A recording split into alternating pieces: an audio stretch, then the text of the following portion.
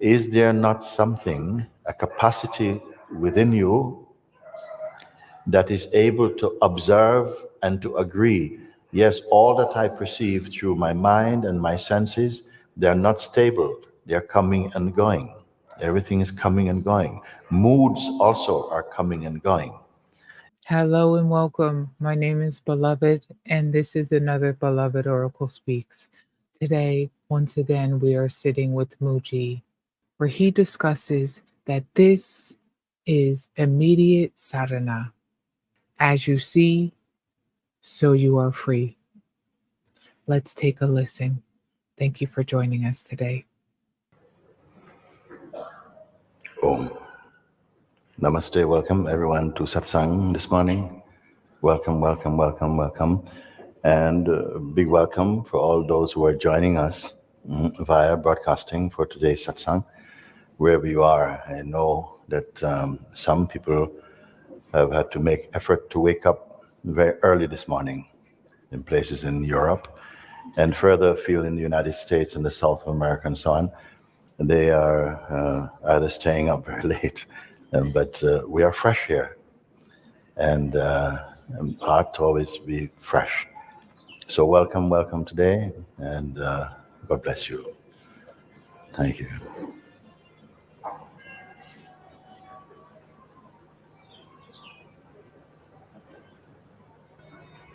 Yes, we can.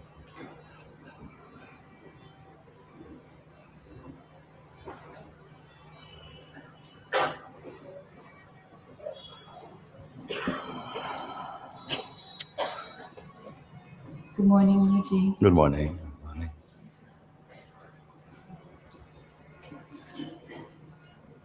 What is the role of enthusiasm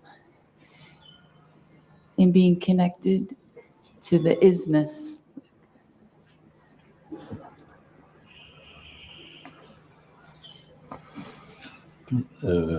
Tell me a little bit what you mean, how you define enthusiasm being what? Excitement? What would you say? Enthusiasm? Just break it down a little bit more. Eagerness. Eagerness, okay. Effort. Drive. All good. Motivation. All good. Aspiration. Okay. So your question, what is the role of enthusiasm, you say? Yes. What enthusiasm? It's a good start, it's good. It brought you here. Yes. A good start, I think. But of course, it's not enough. It is a good start, no? Enthusiasm, curiosity, openness, urge, pull, drive, will already bring you to auspicious place or encounters of some sort. If it is genuine, if that earnestness is there, if that longing, that urge within you is for what? What is it that you want, you wish for? To be in the presence, to be the presence of the divine. Yes, yes. So my place is to tell you that is already in you.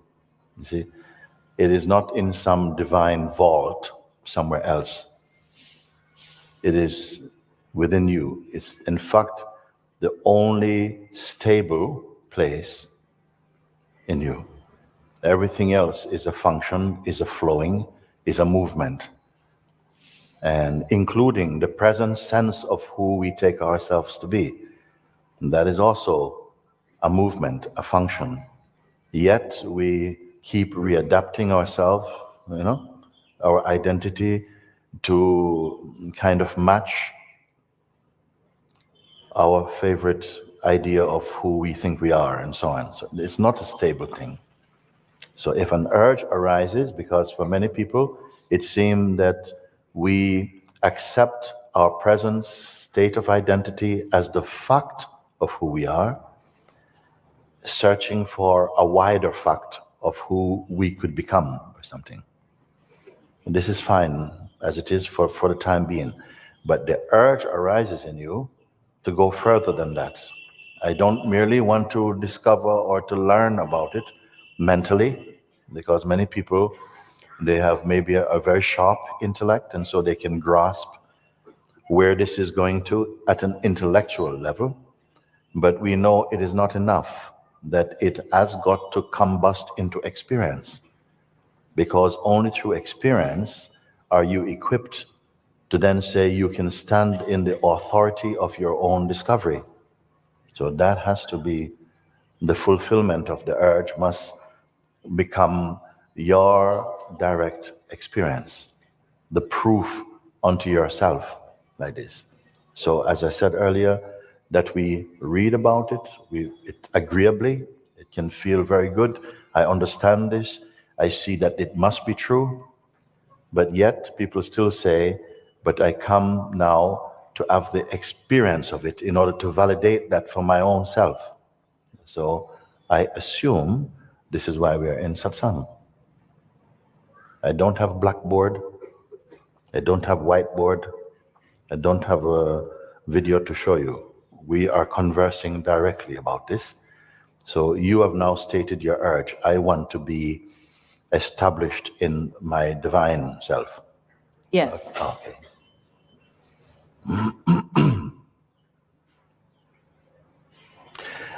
So let's start basically. What makes you feel that you are not that yet? Just start like that. I do feel like I am that Yes. right now. There are times when I am not. Oh no, I'm always there. You see, we feel. I know I'm this. I know I am it. Yeah, but sometimes, so it cannot be true. It cannot be what you are sometimes. If the thing is a fact, if truth is truth, then it must be true all the time. It can't be true depending upon your mood. It cannot be true on weekends. It cannot be true when you're really in the temple or sitting in your meditation position. That's when it's true. It has to be true always. Do we know anything like that? That is consistently always the same? I'm opening this question now. Do we know anything that is consistently, reliably always the same? Is not everything showing up and moving on? Our feelings about things, about ourselves even, is changing from time to time. How reliable can that be? Everything is going, coming and going. Even our belief. Sometimes I really believe in this, and then somebody says something and you begin to doubt your belief. You see? Is there anything in you that is undoubtable? Love.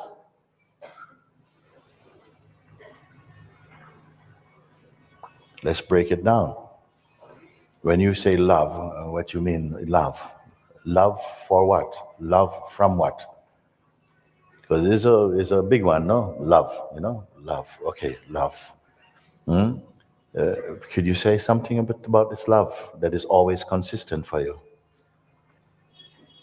Love. It is your consistent experience? Like looking in the eyes of another. What you see? Beauty. Looking at a flower. Looking. Let's leave the flower for a minute. Let's go back to the person. Okay. You always look in the eyes of someone and you see always love? No. You're always looking from love yourself? Not yet. So it also is not consistent. If we speak about truth, and then even sometimes people say, yeah, it's true, it's kind of there, but then it goes away. So that cannot be the truth I'm speaking about, that which come and go, you see? And who is the witness of the coming and the going? You say even as elevated a virtue, you may say as love is, it's not always consistently perceived. No? Sometimes I see hatred. Sometimes we feel suspiciousness. Sometimes we feel so many different feelings. So is it what we are you, can you rely on what you see? Or is what you see also depending upon how you're feeling even? And how we are feeling, is that consistent, you see? This is my point. So it feels that whatever we can perceive through the mind or the senses, we cannot see them to be reliable and consistently always the same. They change depending upon mood, depending upon distance, depending upon your concept, depending upon so many variables. Where am I going with this? That is there anything that you have found that is consistently ever present, that does not change, but is not stale, not stagnant, not rigid? Have we found anything like this?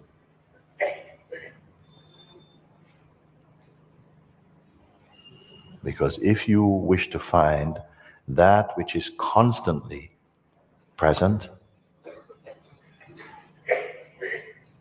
pure,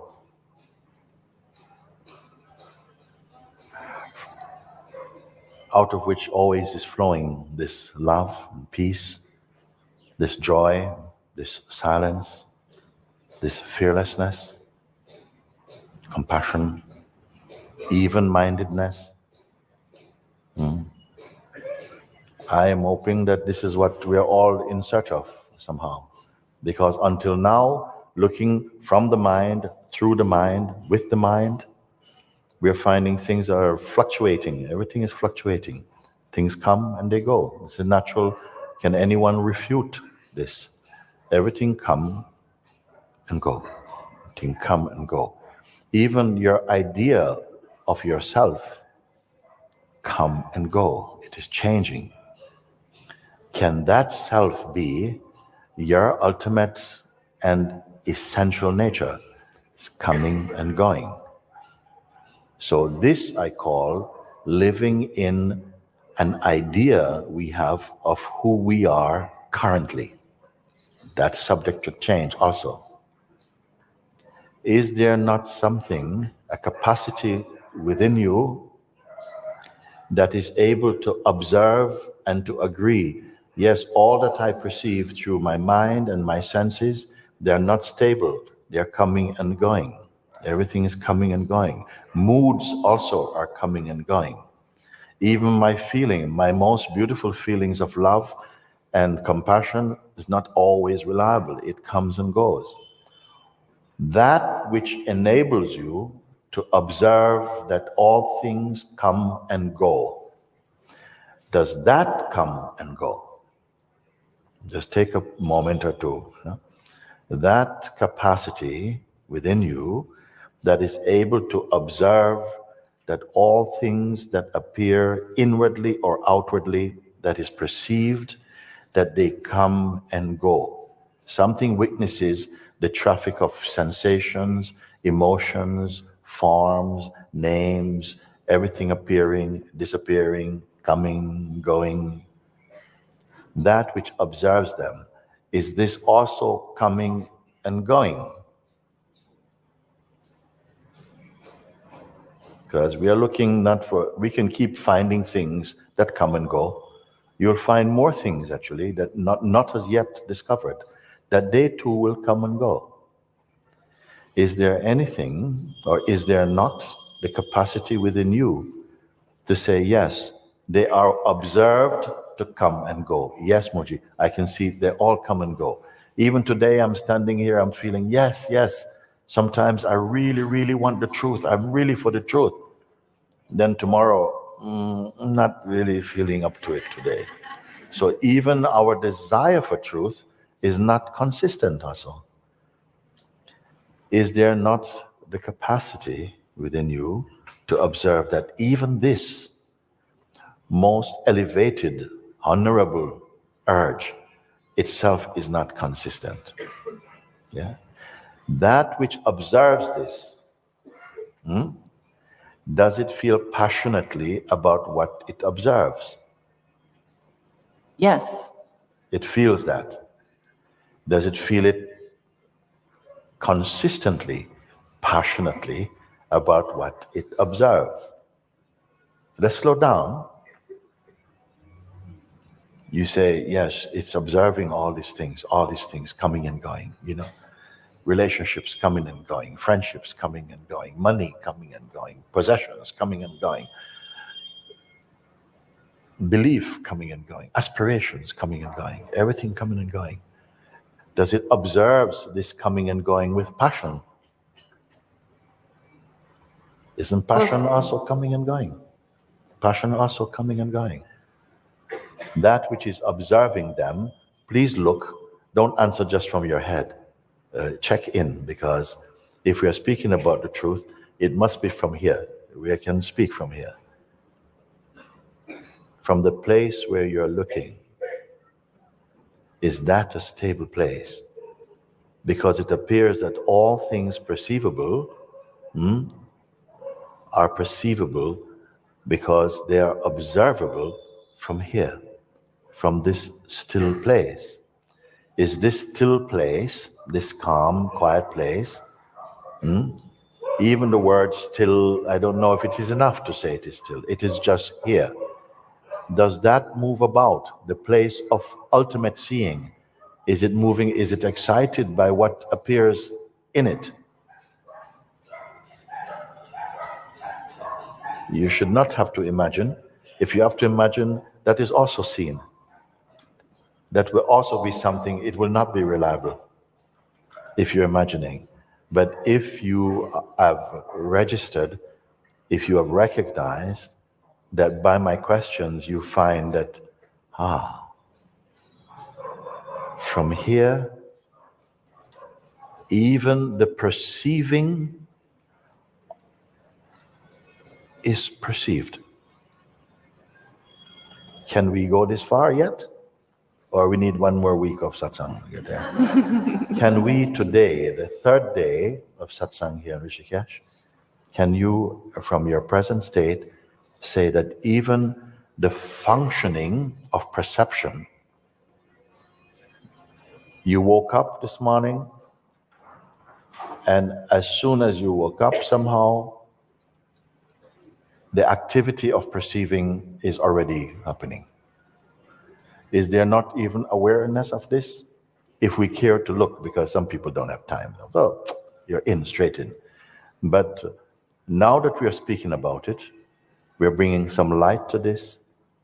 Is there not the capacity within you to observe that even the functioning of perception, the appearing of consciousness as the waking state, there is awareness of this also?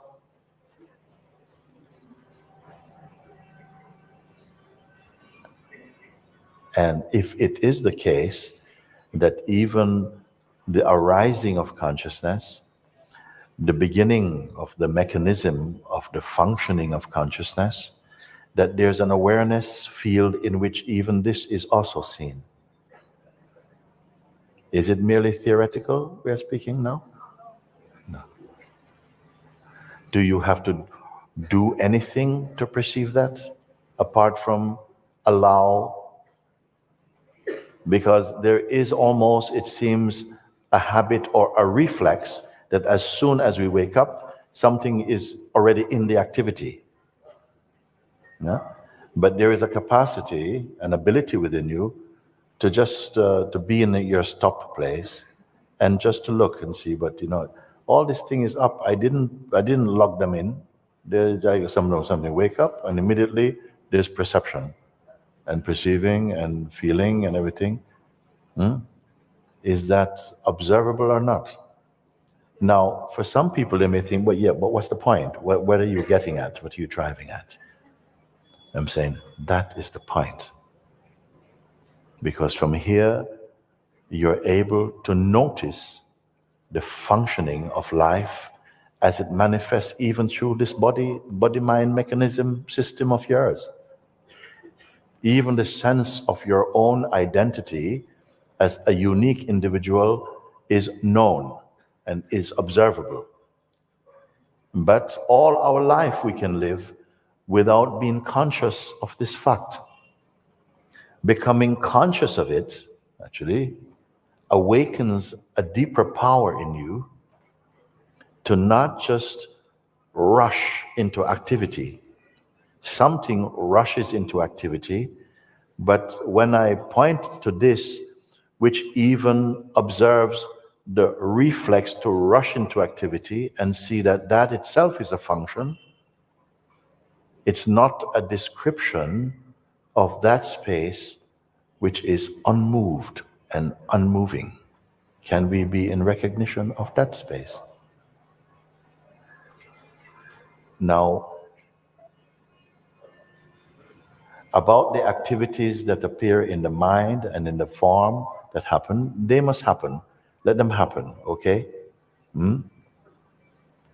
Clear perceiving of them happens also from consciousness of this still place.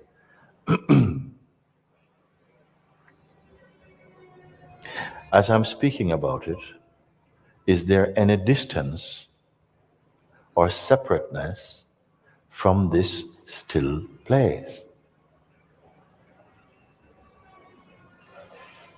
Now, the mind often has so much to say about that. Like, yeah, okay, I can go there when I want, and now I know where it is, and on the weekends I spend all weekend doing that, and so on.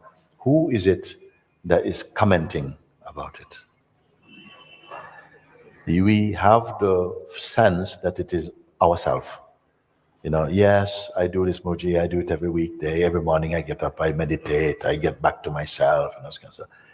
Is that voice, which is so easily identified with as being ourself, is that not also perceivable from this place?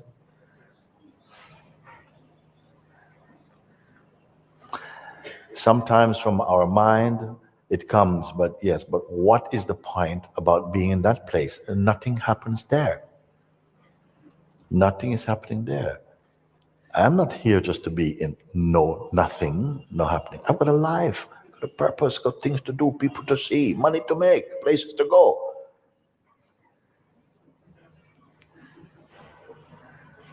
If that pulsation is strong in you, then you will be restless in satsang and you will not spend more than one morning. Then you've gone. It's not for you. But if you are able to recognize, but actually all movements began from this still place and are watched from this still place. So rather than going with the reflex of the mind to start to judge or to assess this still place, which we can visit, I spend time there. I don't spend all the time there, but I go there. It's my favorite place to go, and stuff like this. And we stay in the position or the perspective of the voice that says, yes, I know that. I know I am that. Is it that? And what is that still place? Is it some inert, dead space that we just run away from activities of life to go into this non-happening place as your own private bunker?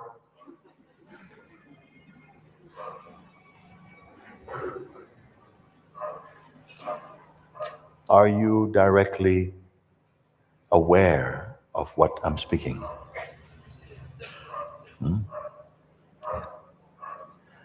How strange it could seem that by simply abiding, staying there with your attention, giving it your attention, because presently now I have to address you, as the one we often speak from this place, the place of the person, the place of the journeyer, the place of the seeker, is trying to get back to the source, which feels a very credible voice, to say is not even the intention of the seeker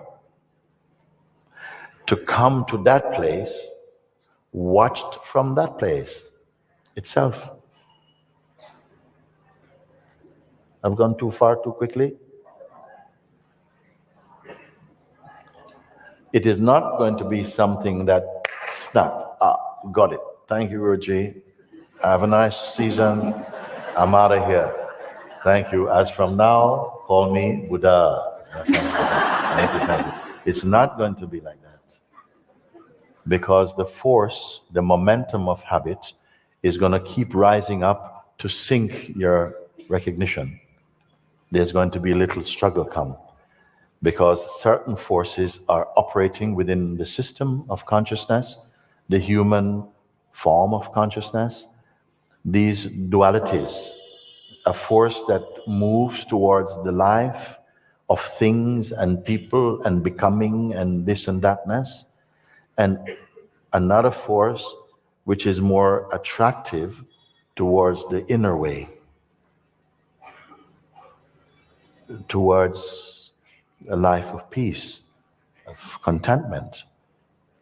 And when I say silence and stillness, I don't mean a life where you're like this all the time.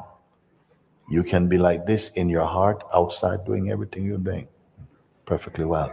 You don't have to tell anybody about it. But if you come to this recognition, your mind wants to say, okay, got it. Now I know. I got the technique of how to be. Okay? Don't buy that. It is like you have found your diamond. Take care of it. Be there. Everything can be seen from here. The psychological self or mind is going to keep coming back and telling you things. But may I ask you, have you been listening to the invitation in the morning? Yeah, yes. Yes. What have you discovered? That At the end of invitation, the audio has stopped. Where are you? Who are you? What have you found? vastness, spaciousness, humbleness. What is your form? What is your shape? No form. Yeah.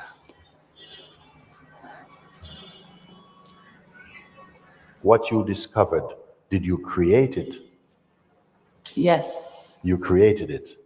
What you mean? Like I created all that others, those forms. That which you discovered, is that a form? No.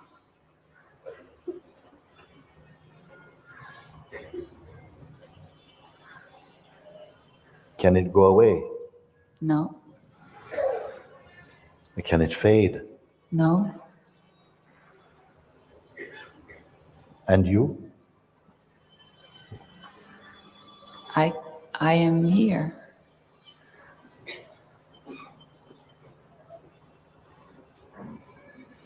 That which you discovered, does it have a wish? No. But you expressed a wish. Do you mean the wish of being? Yes, I see. I mean the wish. I'm not trying to catch you out, I'm just pointing out that something still said, in spite of listening to that, and it revealed something you did not create. What you found, I asked you, did you create this that you have discovered?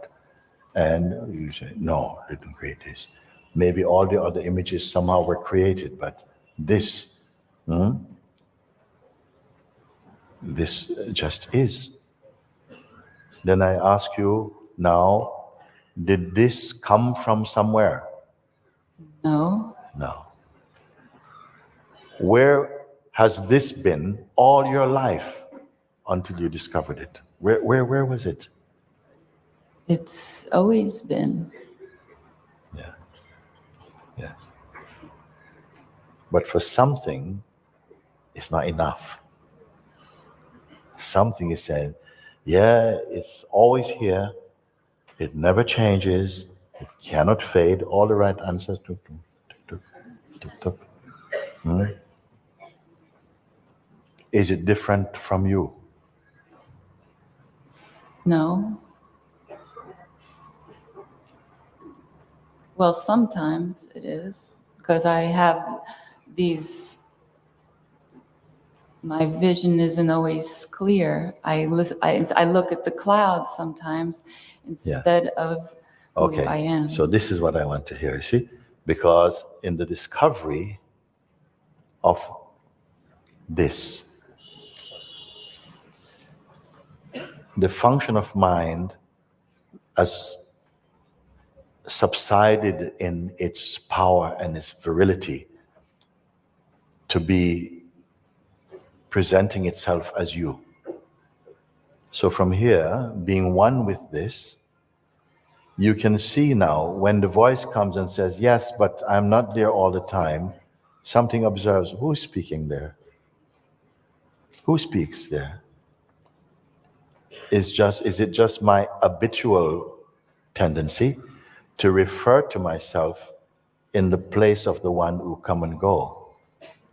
Is it too early to be talking like this? Please tell me, because we can back up and go into something else if you want. Okay?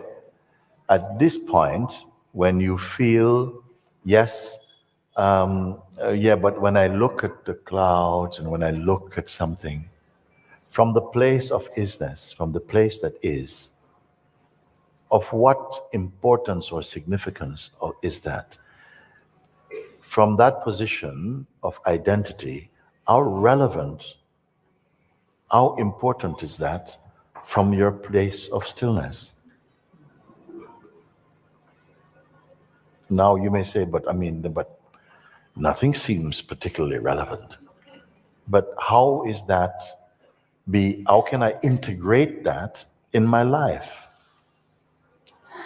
You being what? To integrate it.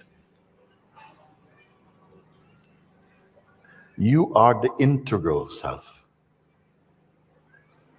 You will begin to recognize life is not something I'm living. I am life. Am I speaking too early? I can stop. But if you have discovered this, and you are discovering, oh my gosh, wow, the life is showing itself in a completely different way from here. It's like all of life is like functioning. But I am not the object being moved about in quite the same way. Like everything is sort of visible, but nothing is a threat. It is just functioning. The sense of meeting life personally diminishes, and a more expansive sense of existence is revealed and prevails in you. Or is it that at a certain point, this was just a wonderful sensation, Mooji. It was so nice. When are we going to do it again? Oh, it's so nice. Because it had a feeling I felt so wonderful. I felt so sizeless, so great. And now, now it's my mind is here again and so on. Yes, the mind will come. Welcome. Watch from here what is the force of mind? Watch from here. Because it can only be intimidating, not to this, but to any idea I'm holding on to represent myself as a specific so-and-so. Can you see this or not? I will keep on talking like this and pointing this out. And you can check it in with yourself. I'm not just asking you, just put it inside your head. Check with it inside. It will not take so long to keep checking.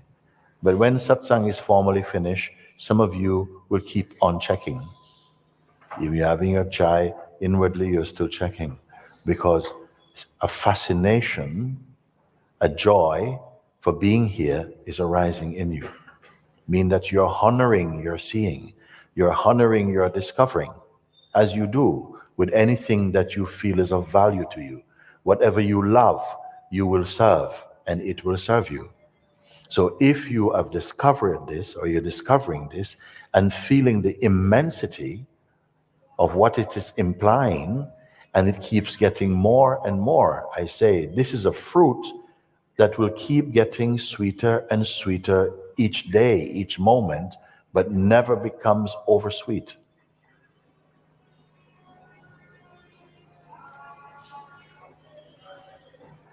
If you honor it, meaning how to honor it, light candles to it, say mantras to it, no, you don't have to do. You can, but honoring it here in the simplest way is keeping your attention on this and confirming it over and over again. That all things seen from here are like clouds passing, beautiful clouds. Should we shush the clouds? No, let them flow according to their own law. Should I pull something clouds I like? No, leave all things. Stay as you are. This is a secret that few have discovered.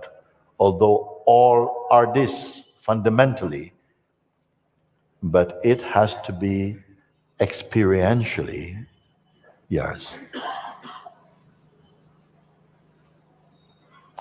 Is this, have I put a burden on you to say this thing? No. No. Why? Because I've not asked you to create something. If I asked you to create something, you could say, Guruji, I'm not a creative person. My sister is an artist. She's very creative. It will be good for her. I have not asked you to create. I'm only asking you to look. Because you can do nothing for truth apart from discover it. When you discover it and you honor your discovery, it opens up its mystery in you. And you intuitively and spontaneously become convinced of the reality of it. Am I putting it too simply? No. Watch the tendency to feel, been there, done it, got that, thank you.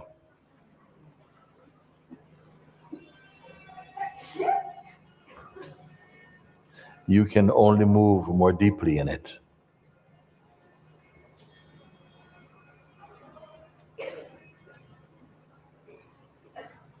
People will start to say to you, what are you so happy about?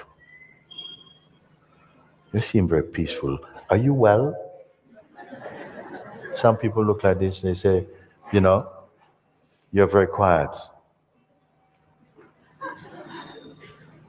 Is she okay? She's not talking very much. She's going in. Quick, call psychotherapist, quick. They will not be able to relate necessarily. They will not see your joy necessarily. But it is not for that. Quietly, your mind, personality, is quietly, beautifully being absorbed in your heart. If you say, what is awakening? What is self-realization? It is just what I'm pointing. It's not becoming something else. It's unbecoming what you're not and discovering what you truly are.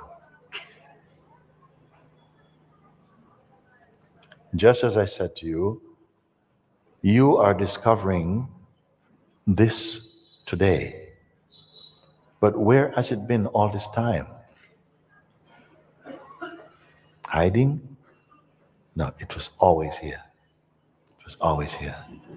And on the day that you come to see and be confirmed, but it's always here. I'm always here, whatever this means, but somehow it's always here.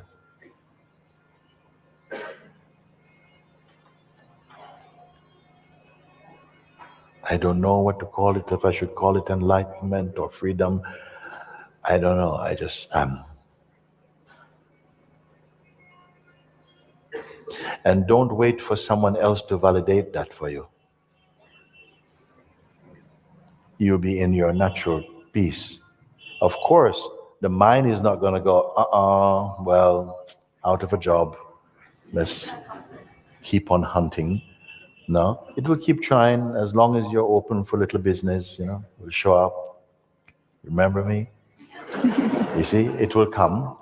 And we need not be, in my mind is calm, I've lost it, and so on, because that is effectively advertising your own mind. It come, let him come. Who is he here to you in this moment? This is your test. It's not a spiteful test. It's just we need testing in order to test out, to make use of the power of discernment, of discrimination, that will be your bodyguard to freedom.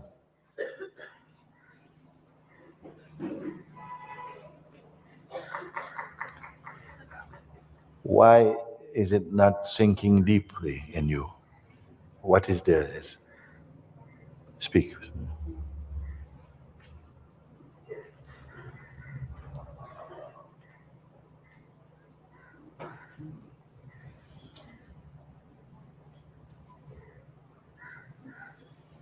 Well, the word discernment popped up in what you just said. Mm-hmm. And I've heard that before. I think what happens is I listen to the ego making discernment instead of my true self. If you can watch the ego making discernment, which is a fear statement, I'm watching the ego, because the ego is also capable of observing. What's the difference, ego observing? Well, the difference is that ego observes with self-interest only. To what benefit me? So it's biased. So that place cannot be the true place of observing. It is a localized, selfish kind of observing. And that is observed. So the minute that's clear, a deeper field of seeing is present. The ego is not itching now. It's just showing up as another thing. You have transcended its voice. You have overcome its influence. Little by little you go, little by little. If you can say that I can even observe my ego identity playing the role of observing and so on, that is because a deeper seeing by grace is emerging in you to say, but even this I can see. Because largely in our life we don't see this. We accept that voice, that voice is true and truth. But now a deeper space of seeing is opening up inside you, where it is not so volatile, not emotional. It is very neutral, very clean.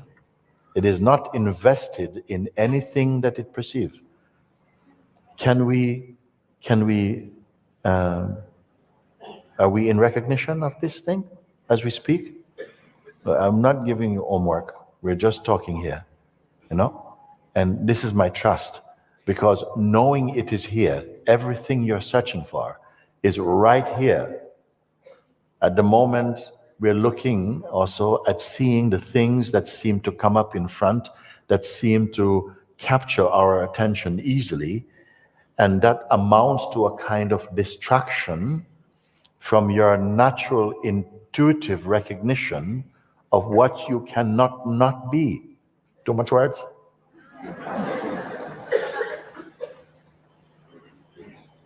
And we can spend a lot of time picking at things here, and yes, but my mind is saying this, and my mind is saying that, and showing that we give so much respect and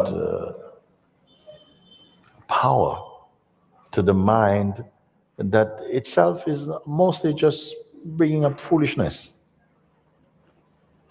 And I'm saying, don't keep reporting about the crime scene, but the one who is looking is the one who is looking involved in the crime scene.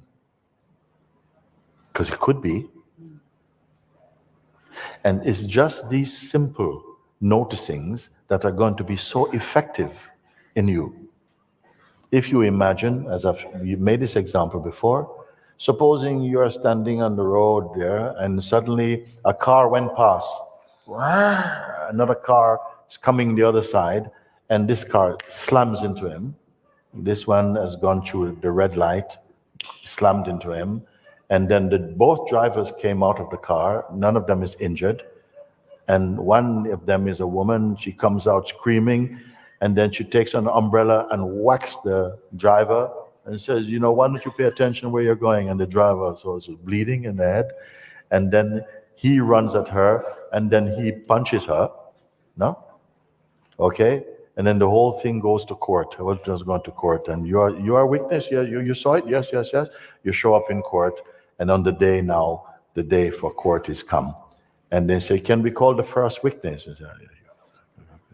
Yeah, where were you standing? I was standing on the corner here in this position, and I saw the car coming, yes, and then the red car came out through the traffic lights and slammed into it. Okay, and then what happened? Then the lady came out, and she walked over, she was screaming, she had an umbrella, and the man came out, and she hit the man with the umbrella. Okay. Then what the man did? Then the man was very, very hurt. Then he came, and he punched her, Your Honor. Okay? And then what happened? Then I just thought, no, I can't let that happen. So I ran and I punched him. So, but you are not just witness, you are involved in the crime scene as well. He is not, sorry, this one is not witness. No? In another witness? Yes, sir, I was there also. Yes, I did see when this other witness got involved and he punched the man. Yes, and then what happened after that? Then I just thought it was not fair. I went inside as well and I said, guys, you need to stop this. And then the lady spat at me. And I said, you spit at me. So I whacked her one. No, whoa. Is there any real witness here who was not involved? So if you are witnessing, means you must be the uninvolved witness. You see? You are not on anyone's side. Can you witness your own movie like this? You're watching Mind Bit. But don't get too involved in that, because the more involved you start to be, you get sucked in, you become part of the scene. What will happen in this true witnessing? At a certain point, you stop paying attention to what's going on out there, and you start paying attention to the one who is seeing. It begins to happen very naturally. When I ask about observing, you begin to start to notice your own neutrality. When you discover your own neutrality, what is happening out there becomes less fascinating for you. And that is called witnessing. To witness the witness. You follow? Yeah. And look how things change.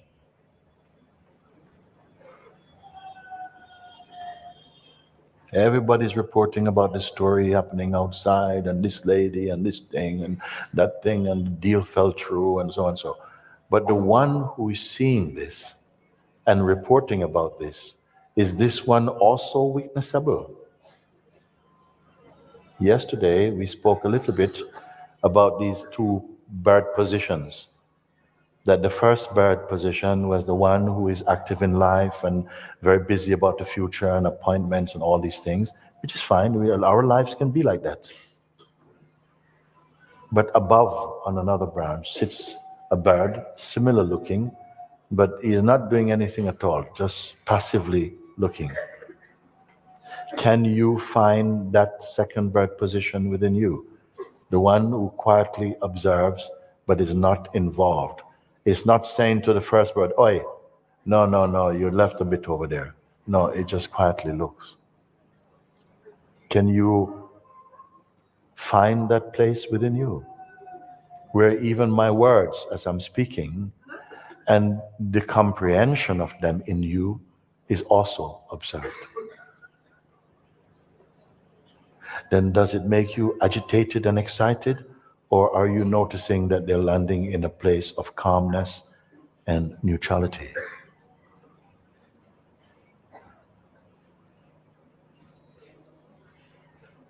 That even this weakness is itself noticed as a function.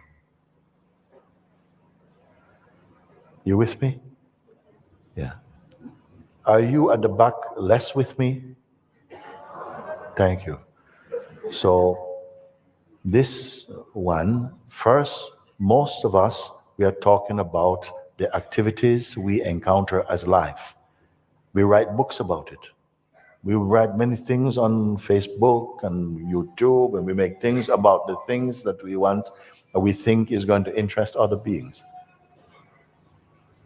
But now I'm asking you, the one who is noticing all these things, but is also aware of themselves noticing. So, whoa, that's a bit different. And then the story doesn't feel so hot because the self-awareness of the weakness is coming into it. And that's a much more stable and powerful place. May I go one step more than this? That even the function of witnessing is itself perceived. That the act of seeing is itself seen. Are we on the same page? When it comes to this point, that even the functioning of the manifest world is a happening by itself, you are not doing it, and even if you feel that you are trying to do it, that one trying to do it is also watched. In the place of this ultimate watching, is there any investment in how things turn out? And yet, from this place, we see that there's a field of harmony. And what happens is that earlier, when we are deeply identified, we're often moving hastily to prevent something that we project is going to happen from happening. We're deeply involved.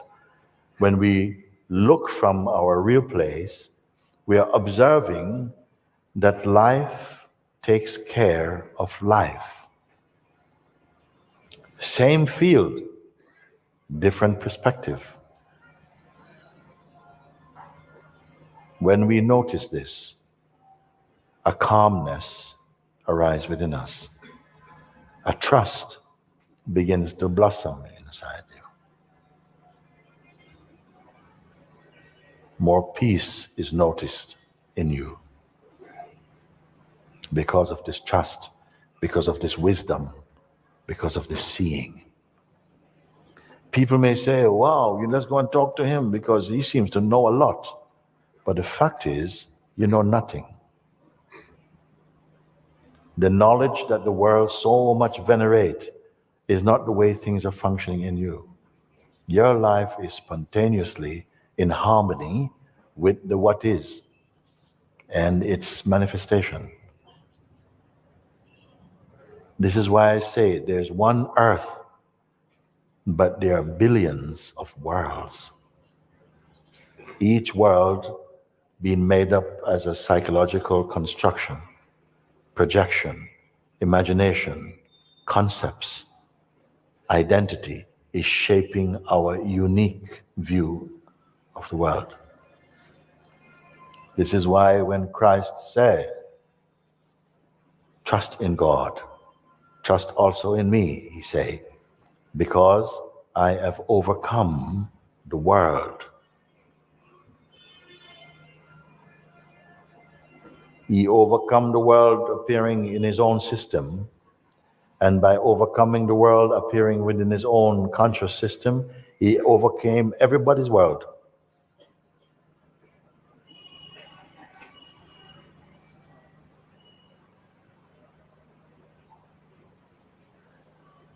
Same for you. Why not you?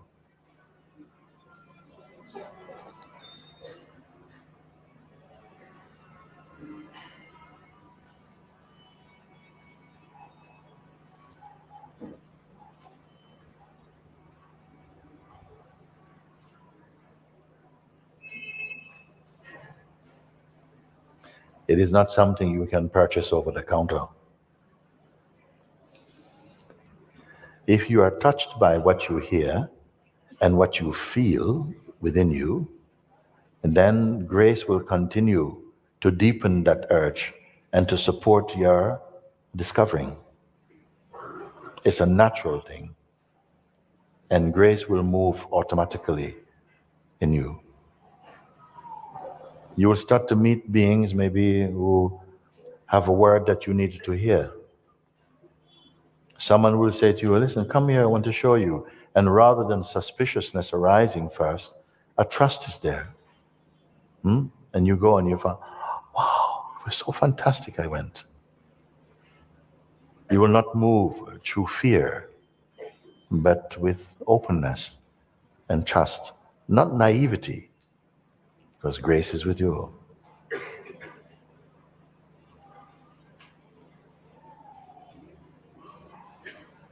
But to say, yes, I know, and it means nothing at all.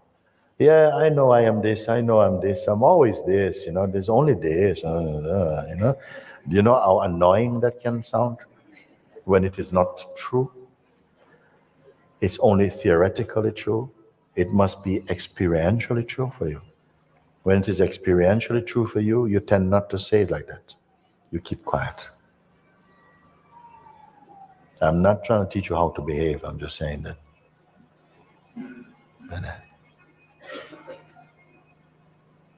Those who feel and something inside you is confirming, yes, it is so. And a yearning comes and it begins to prioritize this.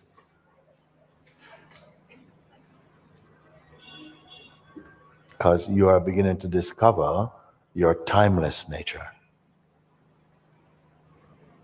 Your timeless nature is not against any particular activity per se. Rather, it makes use of whatever activities there are and it blesses them. It brings out the best in them. We may have heard differently. Oh, this is a bad thing, these people no good. No, this is not the way of the self. Those who are awake to the truth, they don't tell the world, they're not reminding the world how ugly life is, how bad things are. No, they remind the world how beautiful it is, how beautiful it can be, how to awaken within you your true potential, to wake up to what is timeless in you.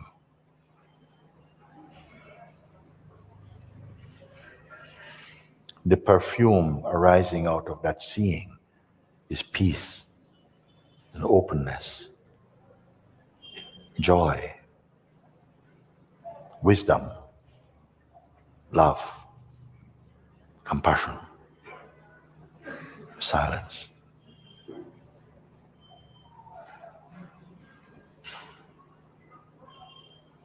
This is your natural perfume. But if you live only as ego, you will not emit this perfume. Rather, you will emit an odor of suspiciousness and fear and aggressiveness and judgment, selfishness, hopelessness. This is not your original nature.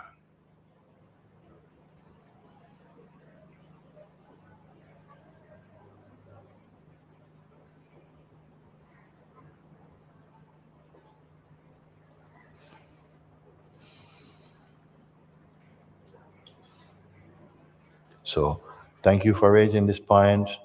It was not personal to you. It was universal to you. Thank you. Thank you, thank you, thank you.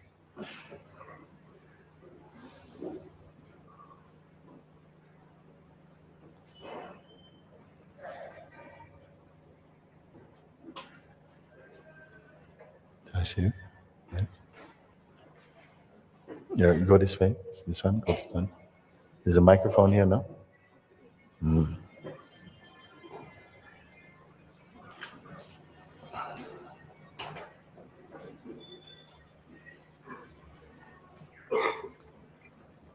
A very good morning. Good morning. Thank you. Thank I never thought I'll be able to meet you. For me, you were just in a YouTube video on a 2D screen. So I never thought I'll be able to see you in person and listen to this truth. So each one's question is itself answering immediately whatever I've been asking within. And it's like I'm just seeing you outside, whatever from me you're being guiding with it.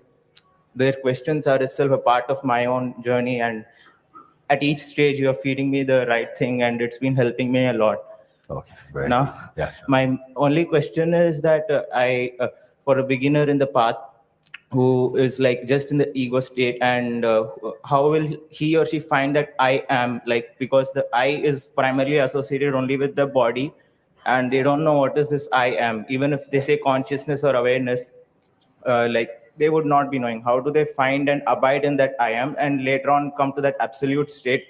So how does that happen? Okay, thank you. It's good. It's a good point. Stay there for a minute.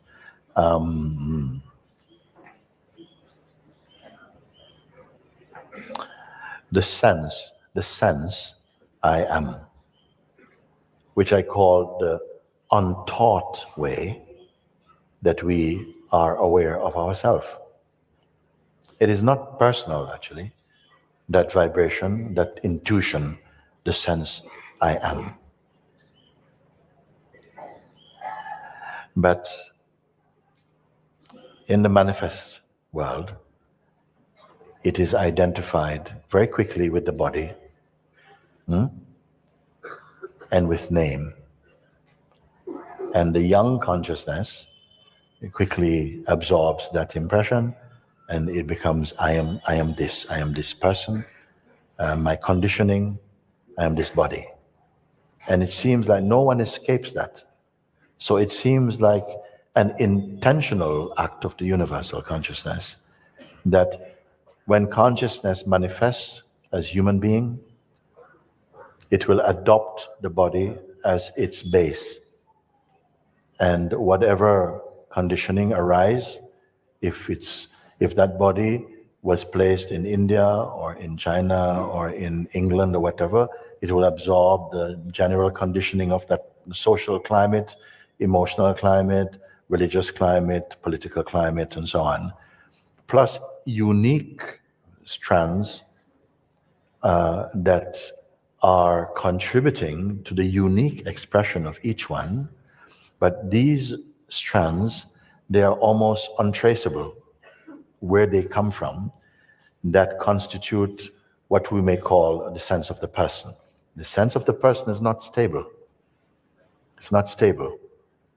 And we can use simple examples just to point that out, that we are not consistent in our identity as a person.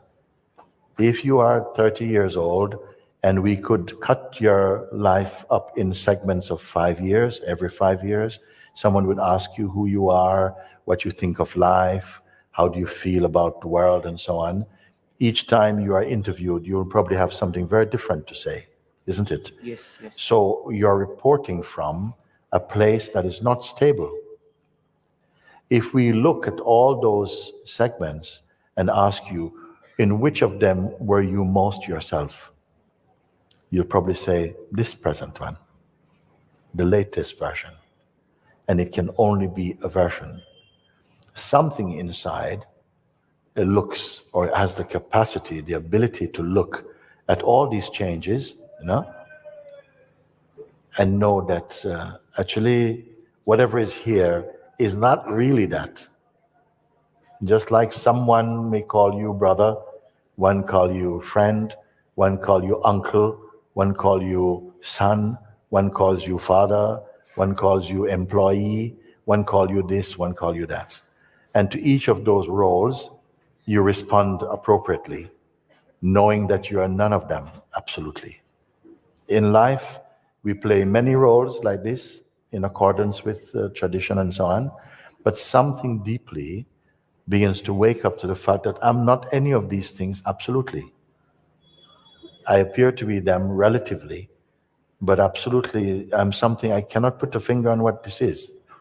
You see? And if you ask about this sense of I amness, the sense of yourself as just consciousness, for a while most people are not interested in that. They are functioning as that, but they're not aware of it. So I would really, once I was in the United States and a man came, he was making films, and in fact he had made a film about my own master called Call of the Search. Many people know about it. He wanted to interview me. But right on the moment, just few moments before we start interview, he said, "Can I ask you not to use any spiritual words?" That was quite a challenge. Because I'm going to be showing this, I would like that children can watch this and not have to think what it mean consciousness, what it mean Brahman, what it mean, all these things. Can you avoid any spiritual word? I said, okay, let's have a go and see. So let's have a go to see. You ask, suppose people who appear to be starting out for the first time, Yes. how do they get in touch with this feeling of I amness? Yes. Well, this morning you listened to the invitation, no? Yes. Yeah. Yes. This would be a simple way also. Say, well, let's listen to this thing for 15 minutes and see if you can follow. Because it's not using any spiritual words. It's very simple. Just say, let's for the moment, we suspend the habit to do this just for a moment. Afterwards, you can pick those things up again. But just leave that for a moment. And the tendency to describe who you are, let's not do that for a moment. If you don't do this, something remains, but we don't have to say what it is. If you don't get into the habit of saying what kind of world you want to live in, who you'd like to be, what you want for the future, just suspend these habits for the moment. And you'll find something is still here. If you don't call yourself, I am a technician, I'm a musician, I'm a doctor, I'm a lawyer, I'm this, I'm that. If you don't pick up any of these labels for a moment, are you still here or not? Something, yes, I'm here. Is there not just a feeling of just being? Not being anything particular. Just sometimes you wake up in the morning and the machinery of thinking has not started yet. Just your natural being. You're not engaged in any thought activity. But you know you're here, isn't it? Yes. Say, yes, you know you're here. You see? This simple feeling of being, that is your natural I amness sense and state. Everything else, the mechanism of thinking and identity and past and future and projection, imagination, judgment, preferences, bias, all these things, they're modes of mind. And actually, if you're aware of them, they will not capture you so easy. If you just stay in this place of simple isness or beingness, you'll find that you can understand, interact with the beings without being pulled into the noise of any concept. That would be a simple way of starting. Okay. And additionally, is it that the grace is needed to even completely shift attention towards the I am and practice it? Grace brought you here.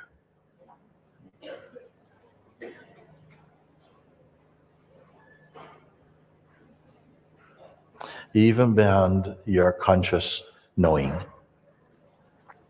something brought you here. Thank you.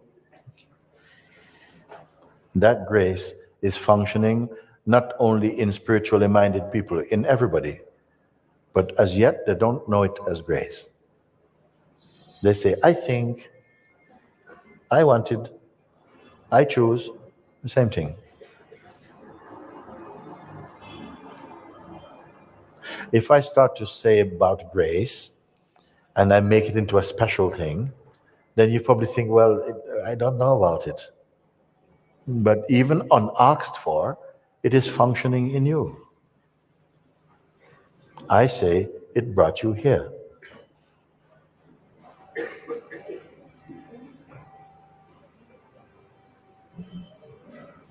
The more you open to it, the more you'll notice that, whoa, my life is supported by something. Why this good fortune is happening to me now? Why is it I'm more happy, more peaceful now? What did I do? And perhaps you think, I don't know what I did. I just followed the vibration that felt good inside my heart, and I have encountered good people. I came to good advice.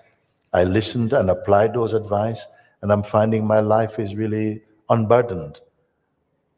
It was not like this before. I call this grace.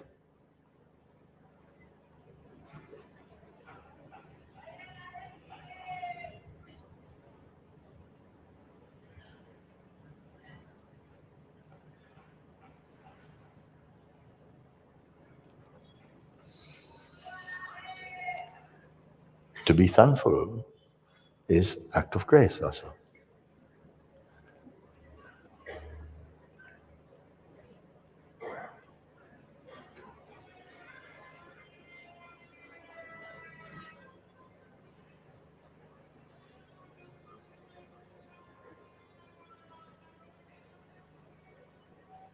You can ask if there's something.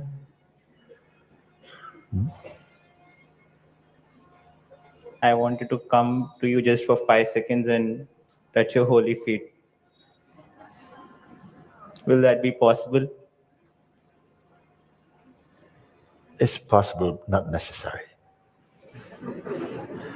Our conversation happening like this is enough, actually. If you hear in your heart what I'm sharing, it is already good like that.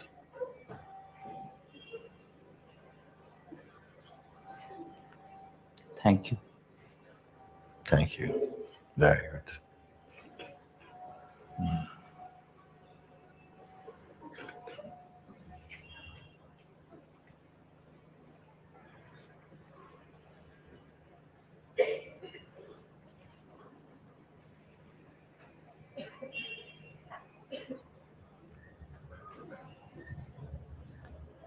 Namaste, Guruji. Namaste. I'm grateful for your pointings.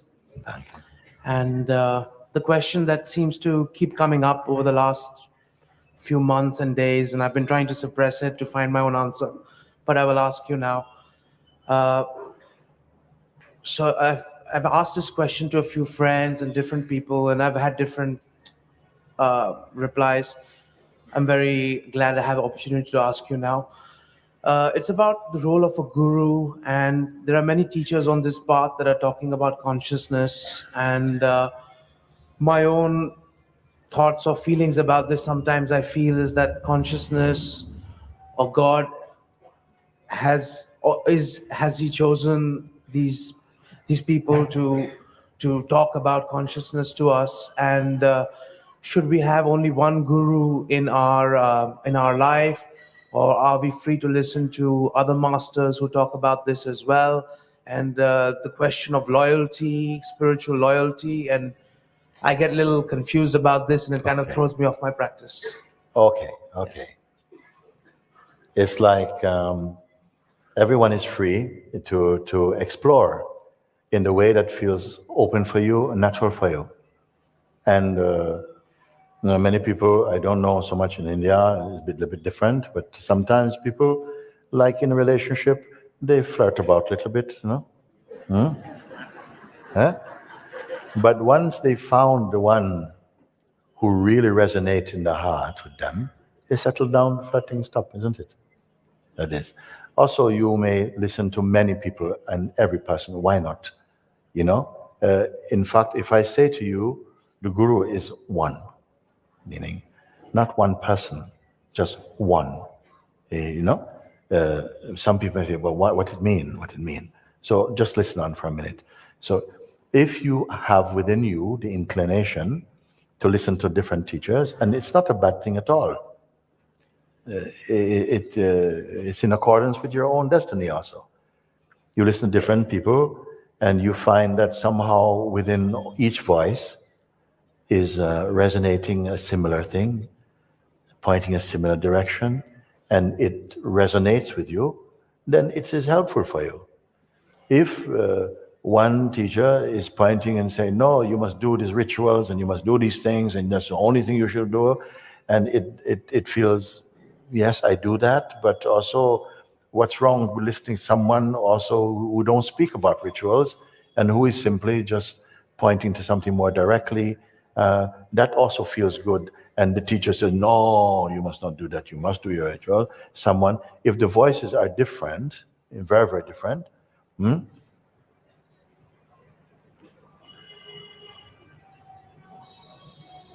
which one touches your heart?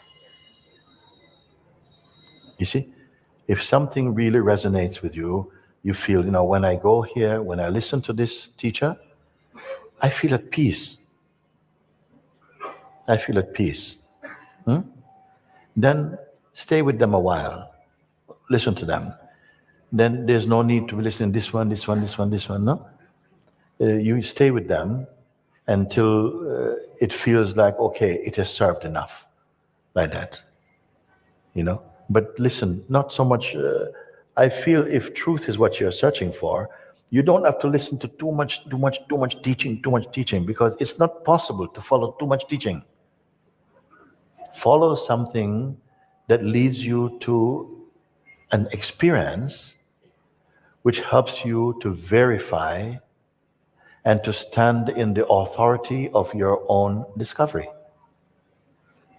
Because belief is good, but not enough. Belief must convert into experience. And then you have the sense, I know, I am. Like this, I would say like that. Some people, they find one teacher that they resonate and they never move from this place because they feel nurtured and nourished by that association. Just like some people, they fell in love once and that's it. Others, a few more times, maybe more times to come, I don't know. Each one have their own orientation.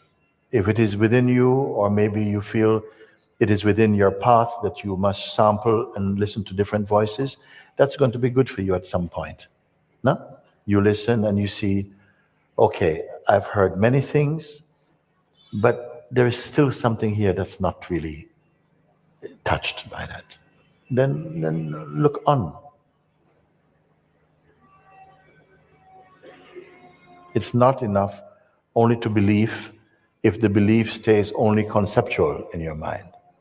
It must drop in. You must digest your seeing. It must resonate in your heart. It must change something. It must move whatever, or at least help you to identify the forces that you are perhaps still involved with, which are not in service to your joy and to your peace. That discernment is with you. It is a God-given power in you.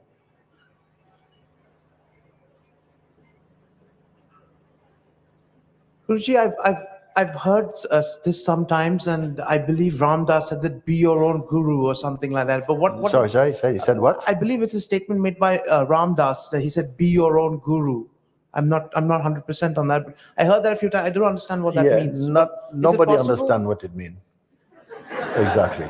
It's another kind of, sometimes it may be understood by some people, but it is not easy to understand for everybody.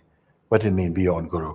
Some people, they have some arrogance in them. They don't like to show that they learn from anyone. So they will quickly pick up this type of thing. Be your own guru. Yes, like this.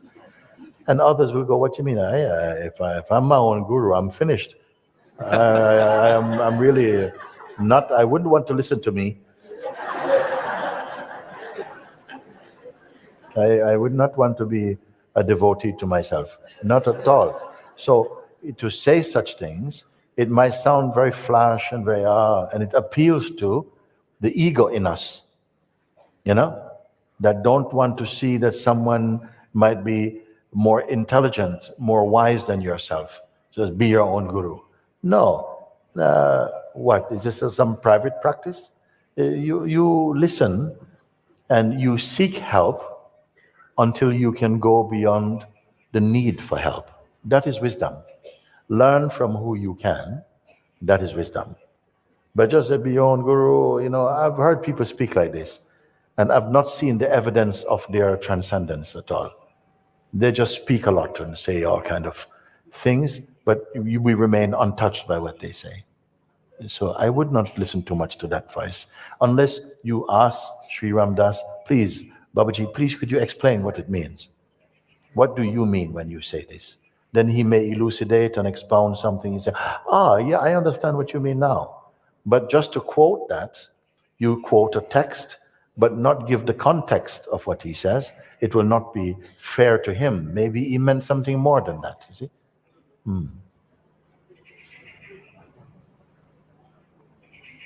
If you're speaking about Ram Dass from, I think he's living in Hawaii, this Ram Dass you're speaking? Which Ram Dass? I saw a mural on a wall with Ram Dass, just a quotation saying, be your own guru. So and I've heard a few people in conversations might bring that up. When I've asked about this one guru, and I said, everybody's a guru. Whoever you learn from is a guru. I've heard lots of different things, or like there's one Satguru, and then everyone's a guru. Your family can be your guru. Your friends can be your guru. But it is true. Yeah, so the whole world is your guru. Yeah. Can you understand that?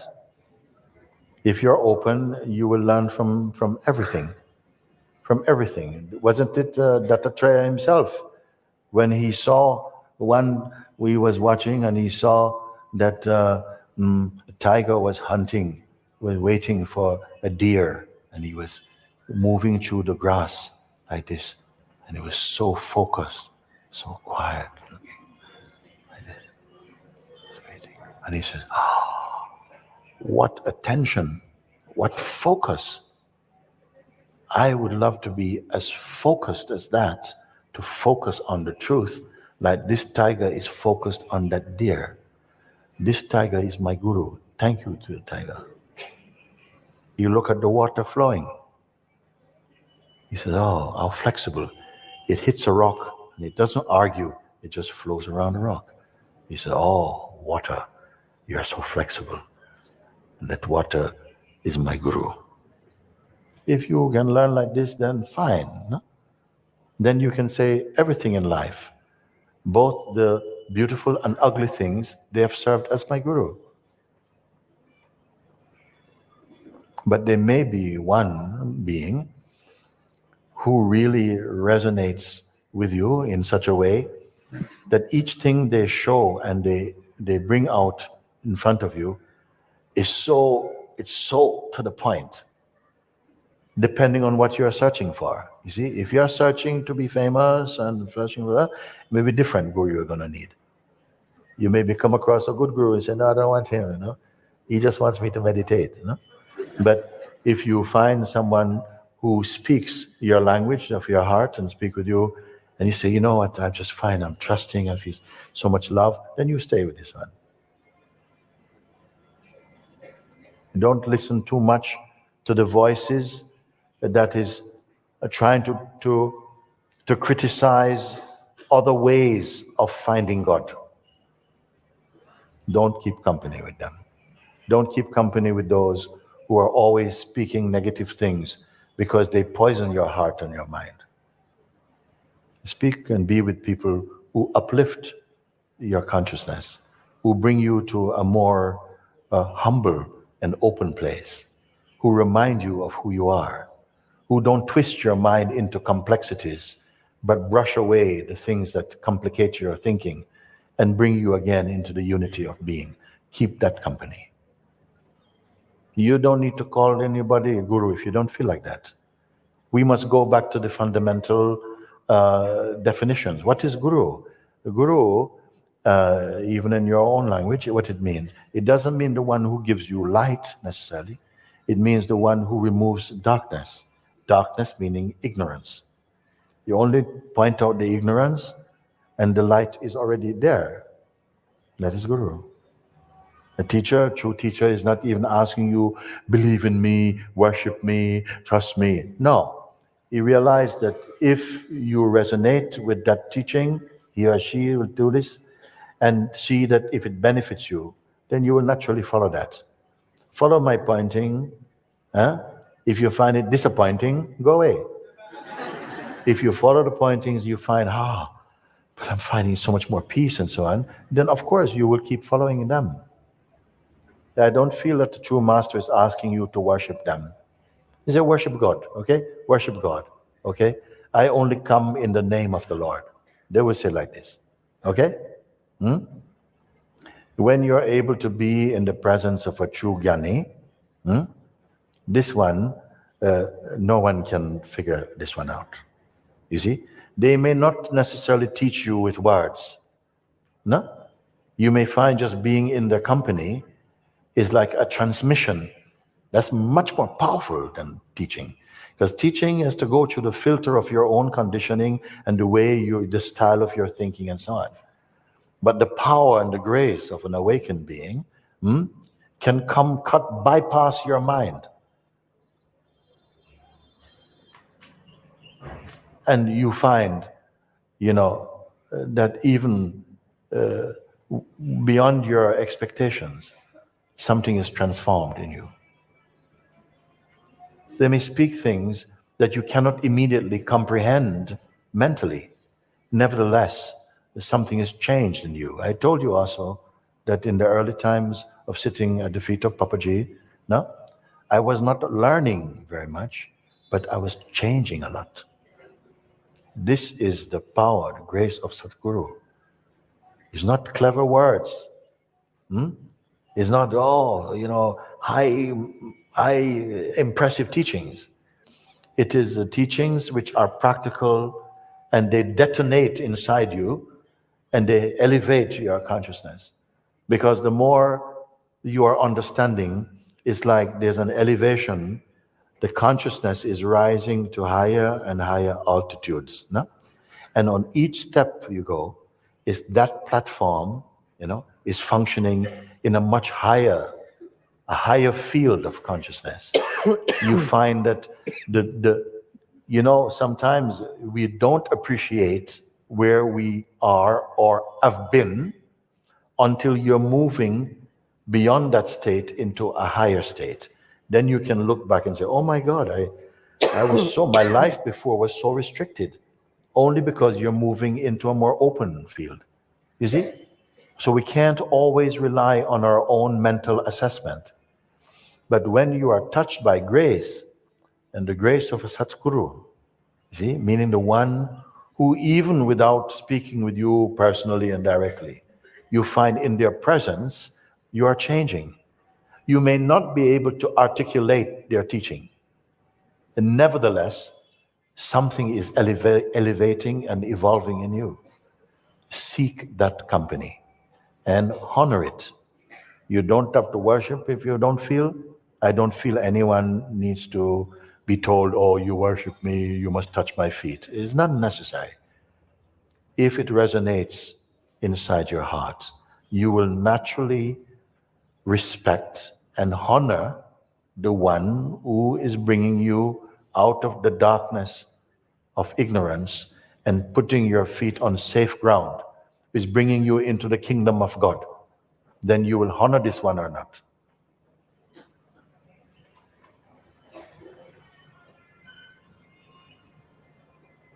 Because otherwise we are listening only mentally to teachings. This teacher said this teacher said that, this teacher said this teacher disagreed, and this. Then you're not going anywhere. You just end up with a headache, divine headache.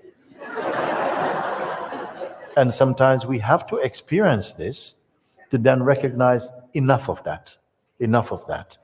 And you may pray, Supreme Self, please, I am confused. I want to find you. I don't know where to go. Please guide my steps. Please, I don't even know if I'm sincere. Don't leave it up to me because I always mess things up. Please help me.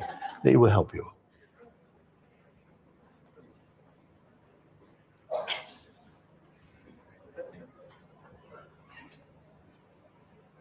Each one will go as much. In this room, there are beings of varying spiritual maturity. If one comes merely as a teacher, and how are you going to satisfy and reach the heart of each one? Only God can do. As I said yesterday, it's not just verbal communication. Many forces are at work. When you come to satsang, many forces are benevolent forces are here in support of your awakening. It's not only the words. Sometimes you don't understand my words. But nevertheless, something is here assisting you, making you feel much more happy. Maybe it's good that you don't understand the words, because some people, they understand the words, they start to behave like teachers and like this. Sometimes you go, and what did the teacher say today? Oh, you are not a good student. No. Still something may have transcended in you. As I said, early days, many people are still defrosting from spending too much time in your head and so on. You're coming slowly, grace is opening your heart so that you can be truly receptive to receive the highest thing, each according to their capacity. You see, potential is the same. Capacity may be different. Capacity is about how we are right now.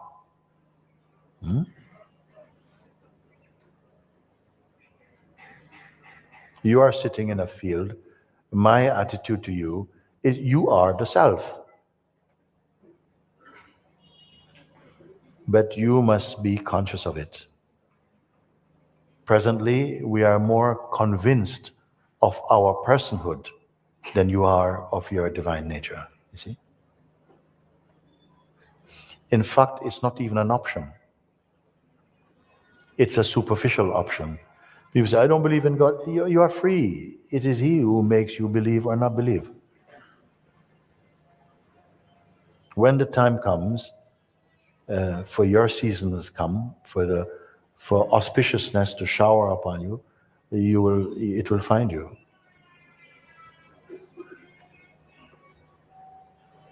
Guruji, is it enough to be sincere in your heart?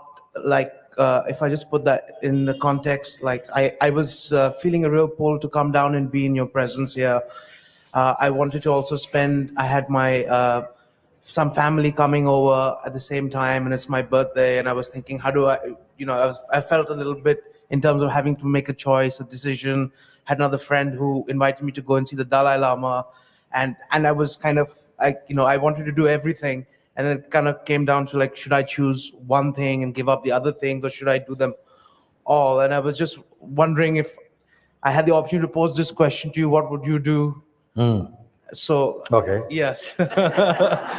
Easy one. This is itself the fruit of thinking too much.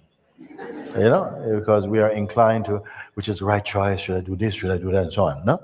And not having given a sufficient time to really follow the simple pointings that is offered and experiencing the fruit of that listening, you see? Because it brings you naturally back into your art's energy field.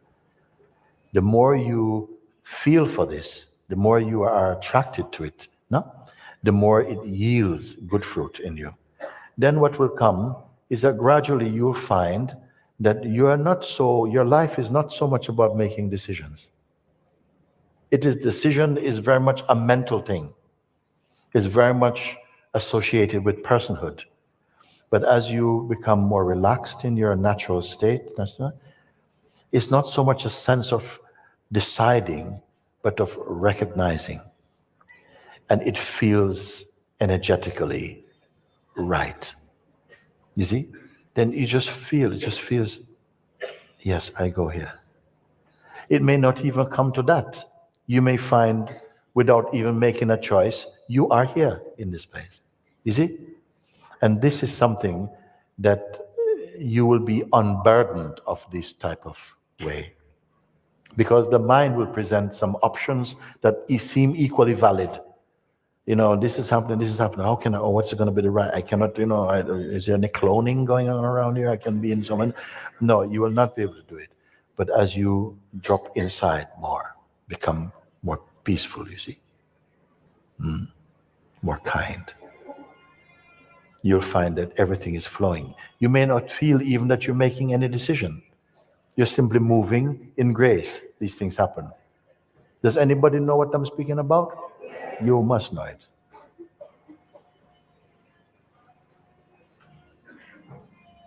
Then even if it feels like there's these two things and I need to be in both places, don't push it. Be quiet in yourself. Start to move. And something goes like this, then you go with that. Okay, I'll try. And don't try. Well, if you try, then try just to be open. Just to be open. And you will see. You will discover something also that would be continuing to be valuable for you for more than this particular situation.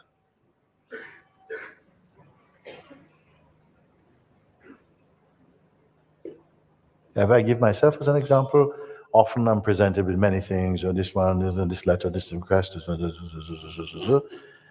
And what happens is just what happened.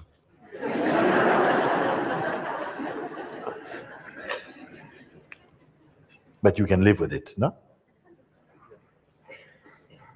Something guides you, an intuition guides you. Make use of it. It's part of your natural, it's part of your true nature also. But to access and to fall inside your true nature, it takes you a little humility and openness. You come and you listen. If your heart feels pleased, then you may want to come and listen a bit more, or to be in that energy field of satsang. That may find very good for you.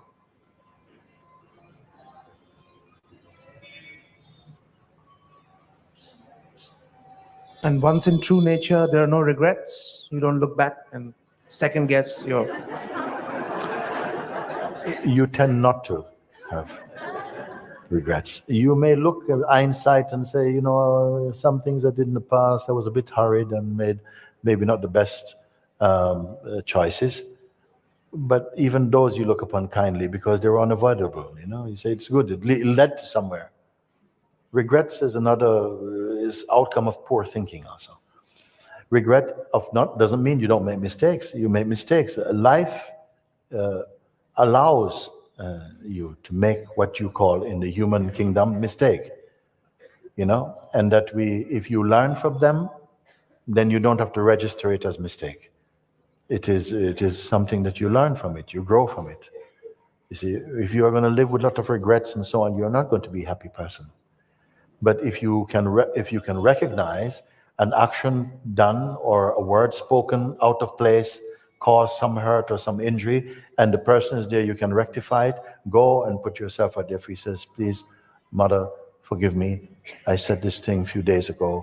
I was trying to be funny and it backfired. I'm so sorry. Please forgive me. And she may say, I don't remember anything about it. But still, thank you. And you've cleaned yourself. Simple thing. Thank you very much, Guruji. Thank you. Yeah. You remind me of another Ramdas.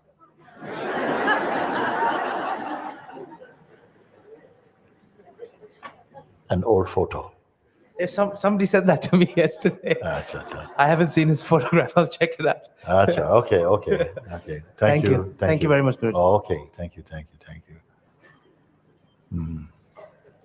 You want to say? You? Yes? You ready?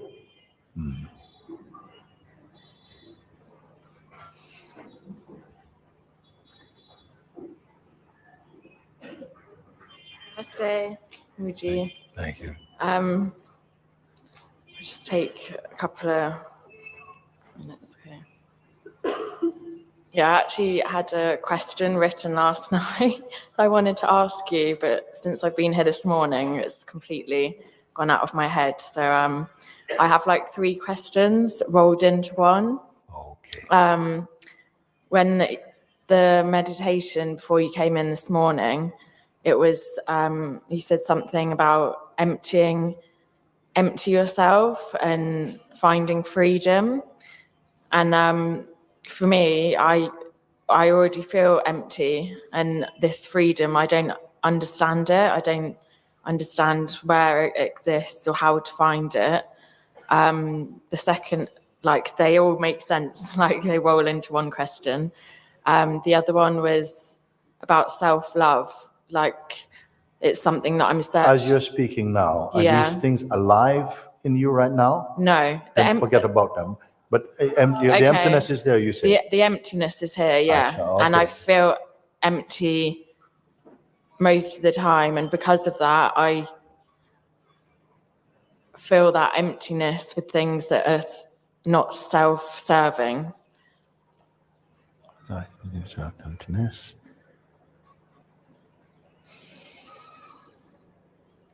When I use word like emptiness, it's not emptiness about something or about this or about that.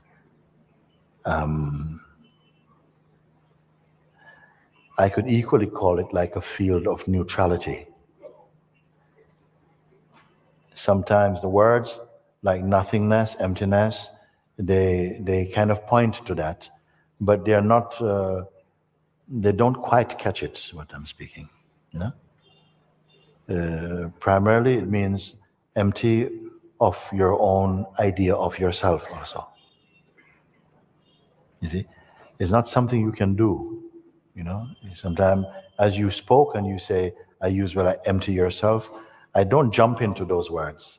Mm-hmm. We arrive at them through the guidance as you're listening, and you may come to a point as you travel inside the listening, it come to maybe a point where it says, remain empty and don't go into shape.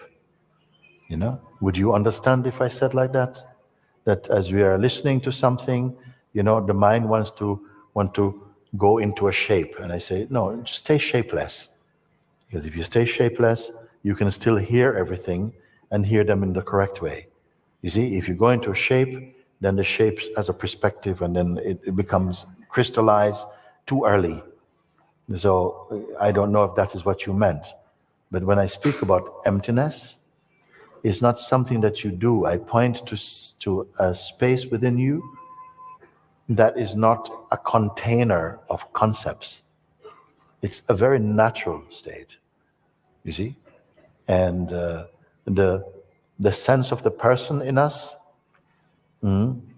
is gravitating towards that. If you have the aspiration to, if you feel troubled by your world, troubled by the way that you think or like this, then you'll be developing an attraction towards that state of emptiness, especially guided in the way that it was presented to you. You know? You start to feel how that resonates within you. It is not a concept anymore.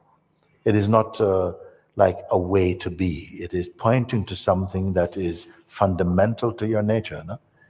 And abiding there, meaning to keep your attention on this. Because the attention wants to go back out through the senses, shopping through the senses for more sense information and so on. So this kind of very simple meditation, no, is to recognize and to don't go into shape, because it's as though the mind wants to pull you into some shape, some position. I said, just leave that for now and stay in your formless place. Then like that, everything becomes very easy to understand, because it hasn't got to go through mind, to the whole mind configuration. It just nicely enters into the heart. That's what I mean by emptiness. Okay. I think I'll have to listen back to completely understand it. Every day, the invitation I requested, please play it every morning. And that as you come in, you sit and you just sit with that, and it just sweeps the house of being and leave you as you are. You're not in an hypnotic state, you're just in your natural peaceful state. And from here, if there are questions to ask, they have more virtue in them, they have more power in them. Mm-hmm. Your receptivity is heightened, you see? You don't bring in the noise of the mind in there, which tends to complexify things. We are here to simplify, so that what you really yearn for, if it is truth, then it's not met with too much resistance, you see? The resistance from the mind that does not play a healthy role in your being absorbed again in your original place, just like that. Okay. Can I do the second question? You see, I have a little trouble with these things. People say, no, it's okay. I say, we have, sometimes people say, I have 2 or 3 questions. Yeah. And I say, the difficulty with this is that while I'm addressing your first question, you're trying to remember what your second question is. No, but it completely coincides with the first one. That's why I was going to say all 3 in one go. Okay. Is the first question. It's alive now again? Yeah. Okay, let's have it then. So because of what I feel is the emptiness, I want to cultivate self-love. And you spoke about everything that you're seeking is here right now. Yes. But I feel I don't know how to cultivate that self-love. And yes. like... Again, I would not be addressing such things as cultivating self-love, but more discovering your place of love. It's not something cultivated. Love cannot be cultivated in quite the same way. Yes, sometimes in Christian language we speak, love your enemies and so on. It is good. It is good. But actually, I prefer to point you that love is actually natural for you. It may not feel like that at the moment, but as you really fall back into the naturalness, the silence of your own being, you start to discover, as Ramana Maharshi also say, all good qualities and virtues manifest spontaneously in the awakened mind. You see, what he's saying, did you create? No, that somehow you discovered. It is unburdened by all the different concepts that we place, all the different judgments, all the trapped energies and so on that is oppressing your spontaneity, all that is lifted off. The teacher helps you also to be free of them. When you're free of them, we find that the love is arising from you. Peace is arising from you. If you try to cultivate it, you become a cultivator of love, and you retain the ego as the one who managed to cultivate love. When you discover that, you simply rejoice in the discovering of it. It's subtle, but it is a very important thing. Yeah, thank you. I understood that bit. So, thank you. Okay. Thank you, Mooji. Thank you. Very good. Yourself is ready? You ready? Yes, you come for me, please. Okay. Namaste, Mooji. Namaste. This urge is there, seeking, It's very intense. Yes. And it wants to come out. And since I have become inward, I can see everything what is going on inside me. Like, I can see that my acts are compulsive. Your actions? Actions are compulsive. Yeah, Yes, it's compulsive. Whatever I'm doing might be it's not that compulsive. It might be less compulsive or more compulsive. I can just see, and I want to be free from it. Yes. And I cannot. I have no interest in anything.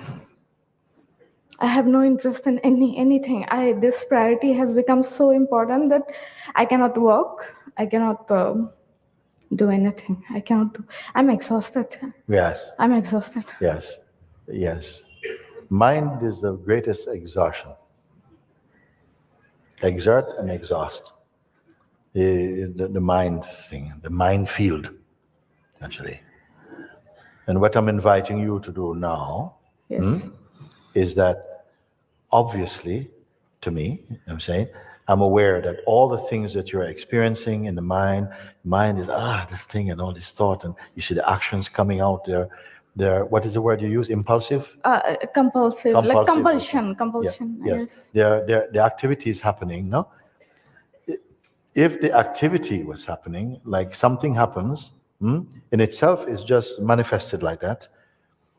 But what happens now, a secondary movement happens where these interpreting tendencies and energies begin to swim up around the original action. And it's the interpretation that is giving off the bad smell. You start to do it personally. It makes personal judgments about it. Okay? All of it, including the first action and the reactionary action, okay, are witnessable from a deeper place in you. Are you aware that what I'm speaking now? Yes. Okay, yes. so I'm going to ask you that, okay, you say your life has become more internalized. And by internalized, so everything on this side of the eyes, you call the names and forms of the manifest world. All of that's on there is in the traffic of time and change, okay? Behind the eyes also, in the world of thought and feeling, emotion, sensation, imagination, belief, all these things. They're also external to something even inside. A deeper place watches that activity. Does it make sense to you at this moment? Can you say it again? Okay. The world that appears on this side of the eyes, of names and forms of people, time, change, appointment, all these things, you observe, that's the world. When you, in the daytime, close your eyes in a meditative attitude, then you're closing the windows to that external world. But your internal world of thought, feelings, memory, intention, belief, all these things are become visible also to you. Yes. Okay? Yes. But they're also in front of a deeper space in you, which is unoccupied. Makes sense to you? Yes. So in this space, which the invitation has guided you to that place in you. It did not create it. It's not a created place. Okay? It's an is place. Can you hear me in this moment? Yes. Okay. It's it happens actually when I was going through that invitation. Yes. I was in that thing, and I cannot it's expansive. Like there is nothing in that, but when you say there's nothing in that, yes. are you looking at that or from that? Just slow down and just catch up with your words. Are you of the sensation that you're looking into the field of isness, into the what is, what exists, or awareness? Are you apart from it as a separate witness, witnessing it, or it is being witnessed from inside itself?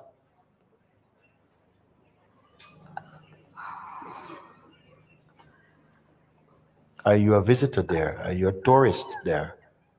I visited, but I came back, I guess. Yes. Because The I that came back, yes. is it not also watched from that place?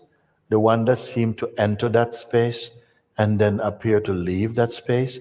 That position that you become so familiar with associating with yourself and your being, which I'm pointing to, that is also a phenomenon being witnessed. It's very crucial if you understand this or not. Because the tendency is to keep the identity as the one who visited the emptiness and came back out of emptiness. Okay? Rather than what I'm pointing is that the one who says, I went into that state, but I came out again, is actually an activity watched from the emptiness you are. Does anybody get it? You. Yes. You will have to sit a little bit. Keep listening to it to establish your true position. We are all suffering from person poison, overdose of person poison. That all your life is being lived in the mode of personhood only. The person is also a mode of consciousness, but it is a very limited mode of consciousness. As you begin to witness the person and its activities, automatically you find yourself in the position of the witness or the observer of that sense of personhood. Have you come to that place yet? Yeah, I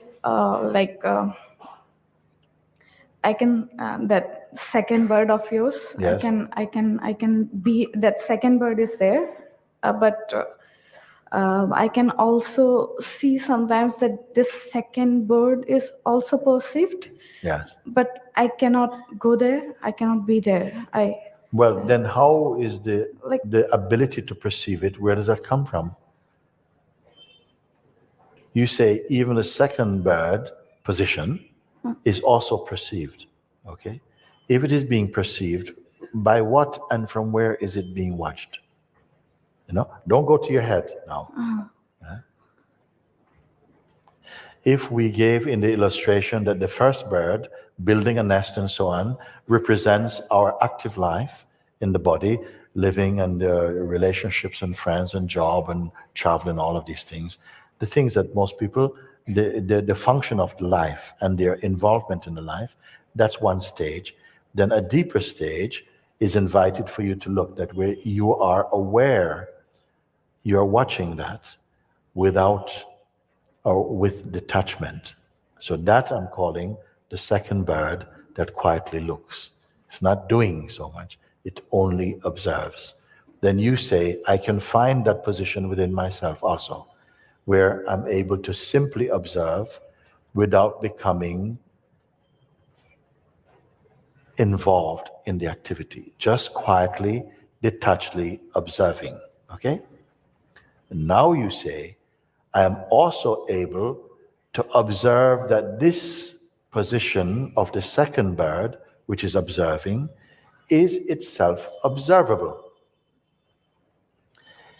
At the point where the second bird, which is the witnessing of all that's going on, that witness is itself witnessed. Confusion? Okay.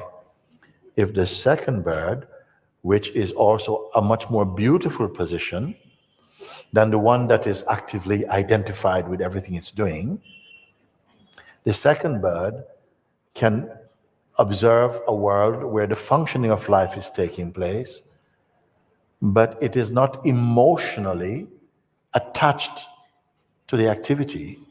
Nevertheless, the activities unexpectedly, they begin to shine even more better when there is not emotional investment or egoic or personal identification with the activity. This is experience or not? Yes.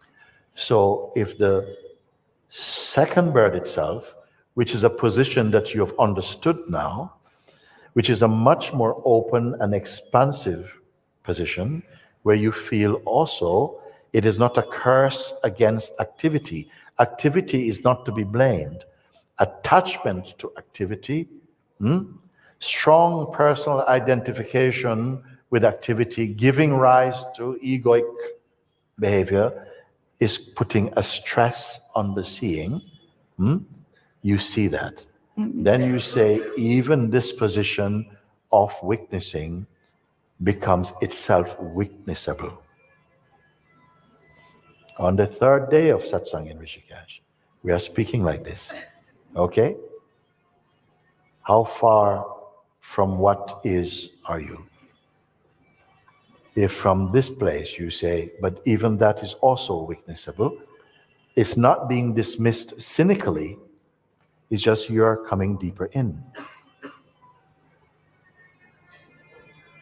What is your environment like now?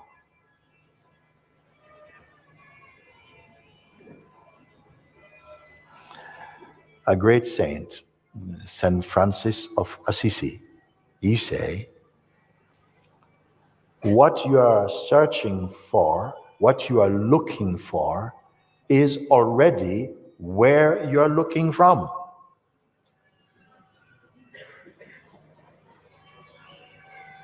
Rumi, a great saint, he said, knocking at a door, it opens. I have been knocking from inside.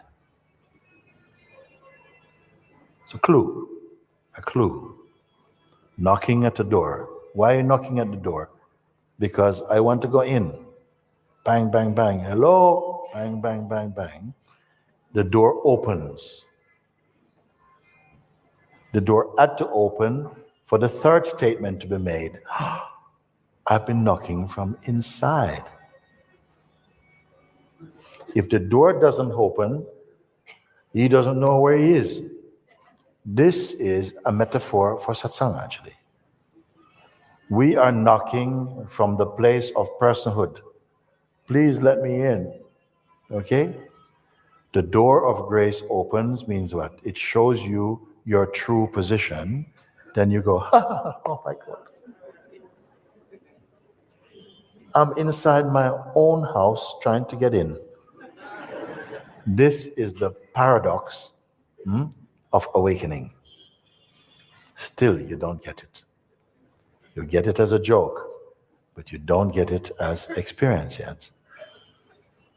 When I point to you and say that if you say even the witnessing place, which is already a beautiful place, is now witnessable, then it implies a deeper space of seeing, whereby this previous place of seeing, good as it was, now becomes phenomenal. It also goes on the screen of phenomenality. Is it of any good I speak to you like this or not? This is immediate sadhana, meaning that as you see, so you're free.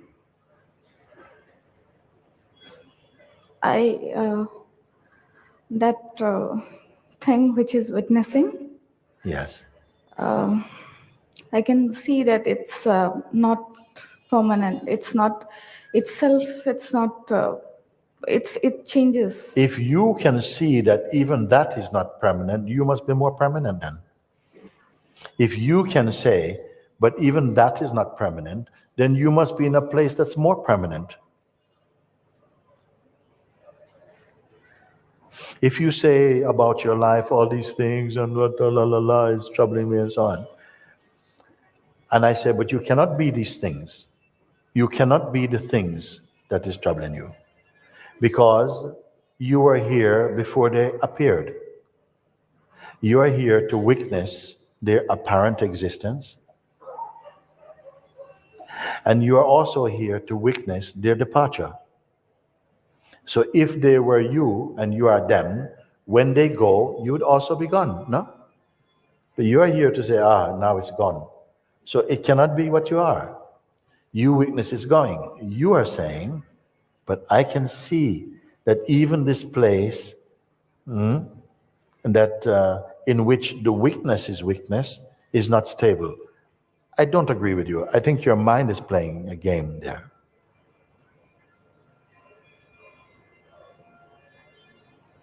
Because it's working through the intellect, is saying, yes, but even that I can see. You being what? To see it. You being what? To see the formless place in which all forms are seen. You're saying this formless place also is witnessable. So you are what? Form or no form?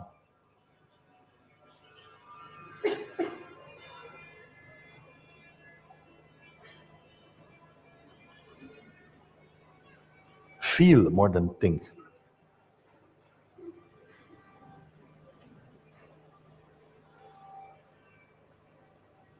Because if what you were saying was true, you would be standing there as a being full of light and peace. And I'm not getting that reading from you. So therefore, I know it's coming from your head.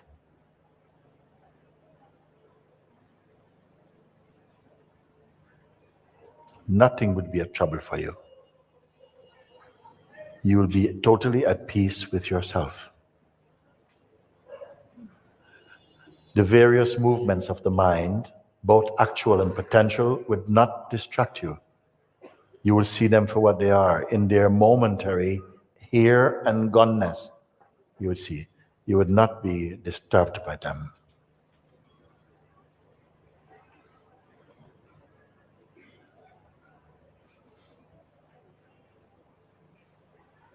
Rather, you should be saying, my mind is playing tricks even here.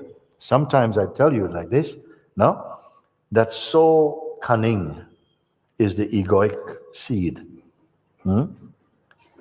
That sometimes it is as though it can slip behind the eyeballs of the seer and say, look, nothing is. But because of the truth of what you are, you'll find something, whoa, and you pluck him out. This is the power of the discernment that is in you, in your authentic seeing. You'd be able to see that, wait, is my mind is saying all these things like it can see the ultimate and all this type of stuff. If you can see the infinite and the ultimate, where are you standing? Can you stand outside of the infinite to watch the infinite? This is common sense question.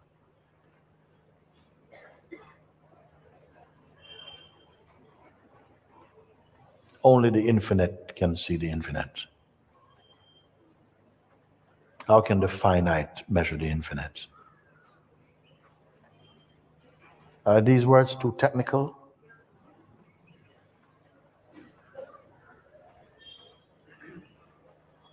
Drop all of this stuff.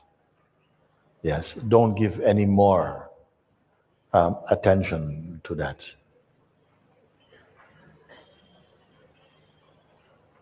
Now I can say to you, just simply be empty of these things for a minute. Don't pick these things up because they're nothing but nuisance, picking up nuisance.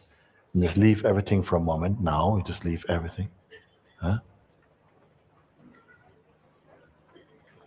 Leave even leaving and the one who leaves. If every function in you could be taken out completely. And finally, like the burning pyre, the hand taking them out is also taken out. What remain? Experience. What remain? It's peaceful, like just being, just being. Is it lazy? I'm not lazy. No, I It's didn't just, say you were saying. Is it lazy? it's just being space. Are you existing separately as a commentator of it? No. Yeah. No. And so you can do this. Just leave it for a moment. Sometimes as a reflex, we pick up action and activity out of habit. Now you're able to just watch that and say, leave this. Drop my to-do list. Drop. Spend a few moments just being.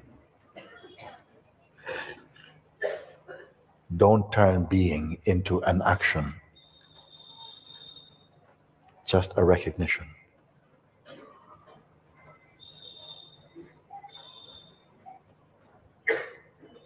Watch the tendency to expect or to feel, okay, I've done this, what's next? No next.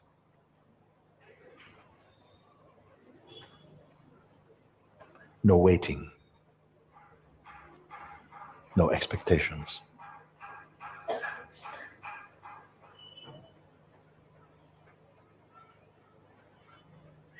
No person to do or not to do.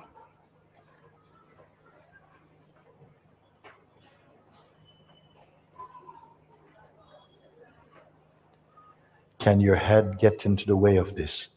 Maybe in the head is still cooking something. It's okay. Leave it. Don't create any condition.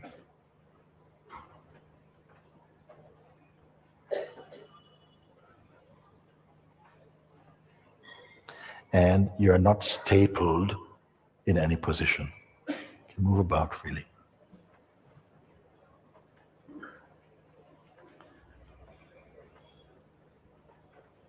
And don't call this anything. Meditation. Don't just be wordless about it. Grace is with you. Try and move for the rest of this day in this silent attitude. And see if you live a lesser day.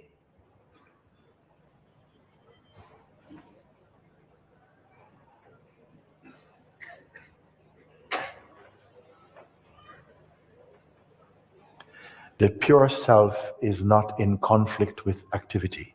It manifests the activity of the universe. It manifests the capacity inside each human being to use your power of discrimination and discernment well. Because it seems as though in this world, consciousness creates the illusion of a problem in order to have the experience of transcending it.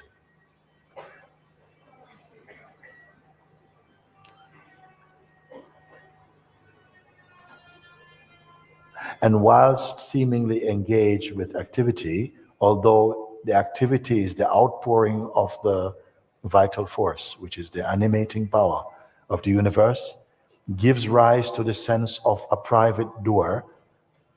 It is not easy to understand because we all are so convinced I am doing and I'm not doing. So I am not pushing this as a teaching, but as a possible discovery that will happen along the way.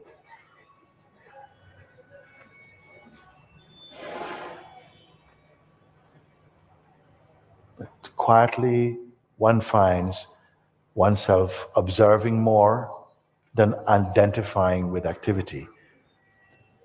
So beautiful it is that your activity could even increase. but no disturbance happens within you. I gave example before. Can you imagine somebody is going out learning to drive for the first time? He's got a few lessons. Few lessons have happened. He's going out with the driving instructor, and now today the driving instructor says, we're going to go on the highway today. He says, are you sure? I think I'm ready. I said, no, you go. Come, I'm with you. So off they go on the highway, driving. Remember, mirror? That should be encouraged more in India, by the way, a little bit. Mirror, signal, action, you got all this. But today, it starts to rain for the first time. The rain is coming a little bit. Driving. Instructor says, put on windscreen wiper. You said, sorry, where is it? No, keep your eye on the road. It's right there. Put windscreen wiper. Windscreen wiper starts to move. And the driver starts to go with the windscreen wiper. The driver said, no. Keep your eyes on the road. The driver says, sorry, can I turn it off, please? And no, rain is coming. Fix your attention on the road, and the car will be straight. Yes, but could you slow it down a bit? No. Keep your eyes on the road. Other drivers are coming. Can we go back on this? No. Keep your eyes on the road. Then at some point, spontaneously, focusing happens. And then it doesn't matter how fast windscreen wiper is going.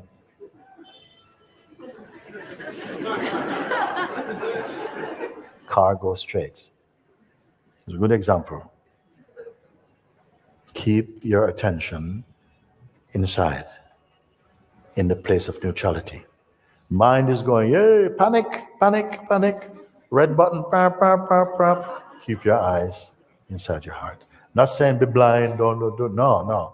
You can do all things well. You have heard it said. Doing nothing, yet nothing remains undone. Another paradox that will become your discovery. You stay centered in your own self. Don't panic, because mind will come, and the only way you will fail is when it succeeds at convincing you that you are a person. And all problems are person-based. When the mind comes in this way, if you don't go into personhood, because it cannot intimidate the natural self, it can only intimidate the idea you're holding on to as to who you are. And that is personal. When you look from the place that I'm pointing, you are watching all these things in a very panoramic way, and you don't panic. When the right action is to be taken, the right action occurs. Actions, interactions, reactions happen spontaneously because you are sitting inside your own heart. This is what I'm saying. Is it too much to say this thing to you? Follow it then.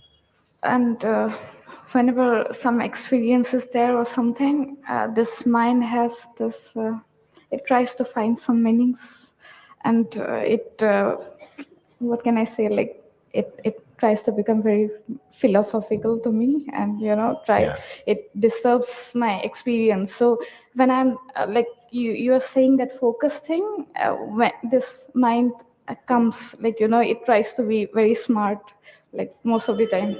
Yes. It's not too smart. At some point, you will see that it's actually is not the big deal for you. At the moment, it can snap its finger and you respond to it. But as you become more familiar with your natural state, this virility and power inside the mind, it will diminish. It will diminish, and it will diminish right here as we are here. You will see. Okay. Okay. Thank you. Thank you, Mooji. Thank you, Mala. Thank you.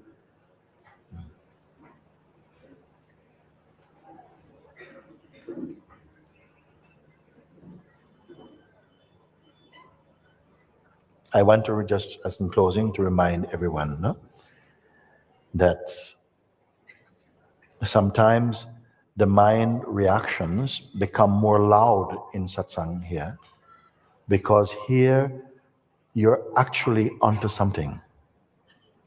It really is possible to awaken to what you are. And it is as though, as the light of consciousness begins to scan internally for the seeds of personhood, natural thing happening, then sometimes we detect some of the investments that is holding the beingness hostage, because we are attached to some projections and so on. My encouragement is just to keep offering them up to life, to God, to existence. You know? Just say, okay, but I must go beyond this also, as possible. Don't be afraid, because sometimes in the mind might come a fear, like, if you do this, something bad is going to happen. It is not true.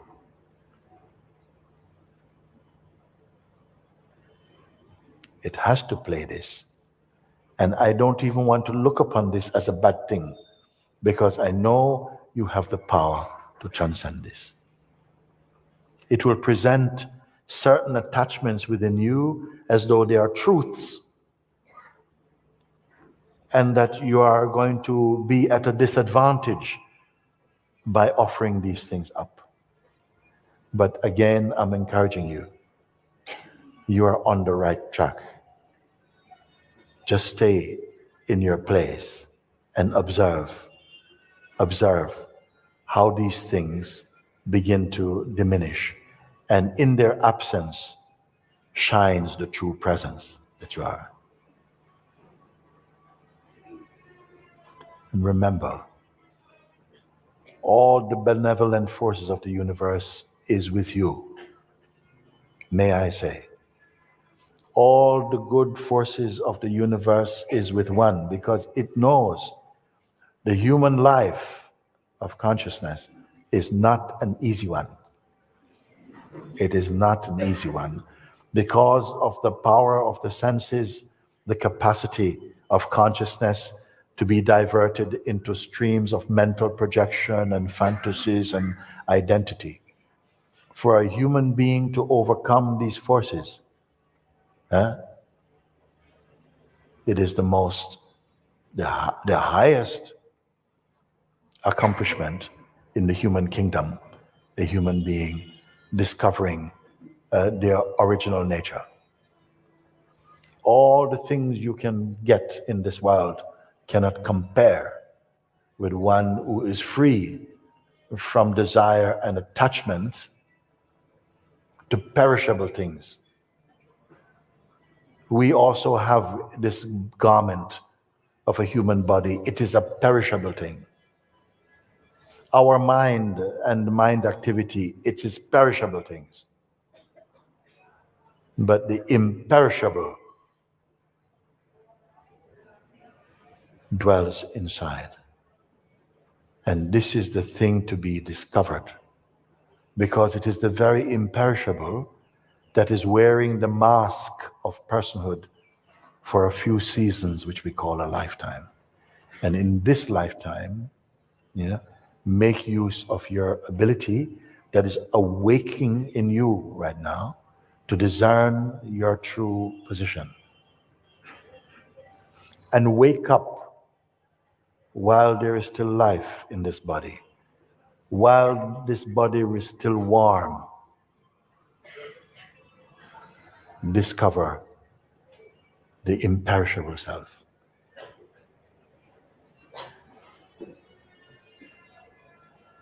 This is the gift of having a human form. Because in this form, the consciousness can exhibit so widely and wildly, if you want to say it,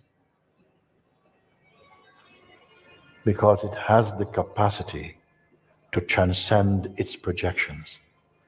But it must again return to humility and openness. It must be free from the seed of arrogance. And if you're free from the seed of arrogance and pride, then all this becomes yours again. All this becomes your kingdom. You clean your world. It may seem, whoa, these are big words for small me. But I remember something that Guru Nanak said once. He said, even great kings and emperors and all that they possess does not compare with an ant filled with the love of God. Reflect. Reflect. You have within you the capacity to transcend all that comes to you on this planet. You have it. And this season has been offered to you to give a little time to looking. I know some of you have had to make sacrifices to come here.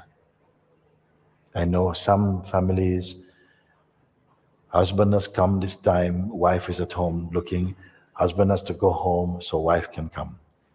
People have made these adjustments so that they can give some direct time to looking inside their own being.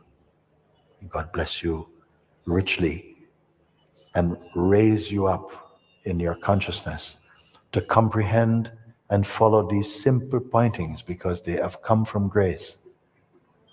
To facilitate, because today human beings have got much shorter attention span. So things and teachings and guidances and meditations like the invitation have come from God, from a grace, to help us again to reawaken to the timeless within ourselves. But your mind, you must overcome the challenges, the distortions, the distractions that it would pull up in front of you. Not because you are weak, but because the spirit in you is great. So I don't know if you hear the words I speak to you in the way that they come from me.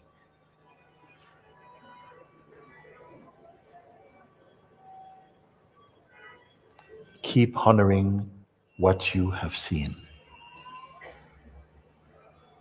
and leave the rest to God, leave the rest to the Supreme Self, apart from whom you have no independent existence. Okay, thank you.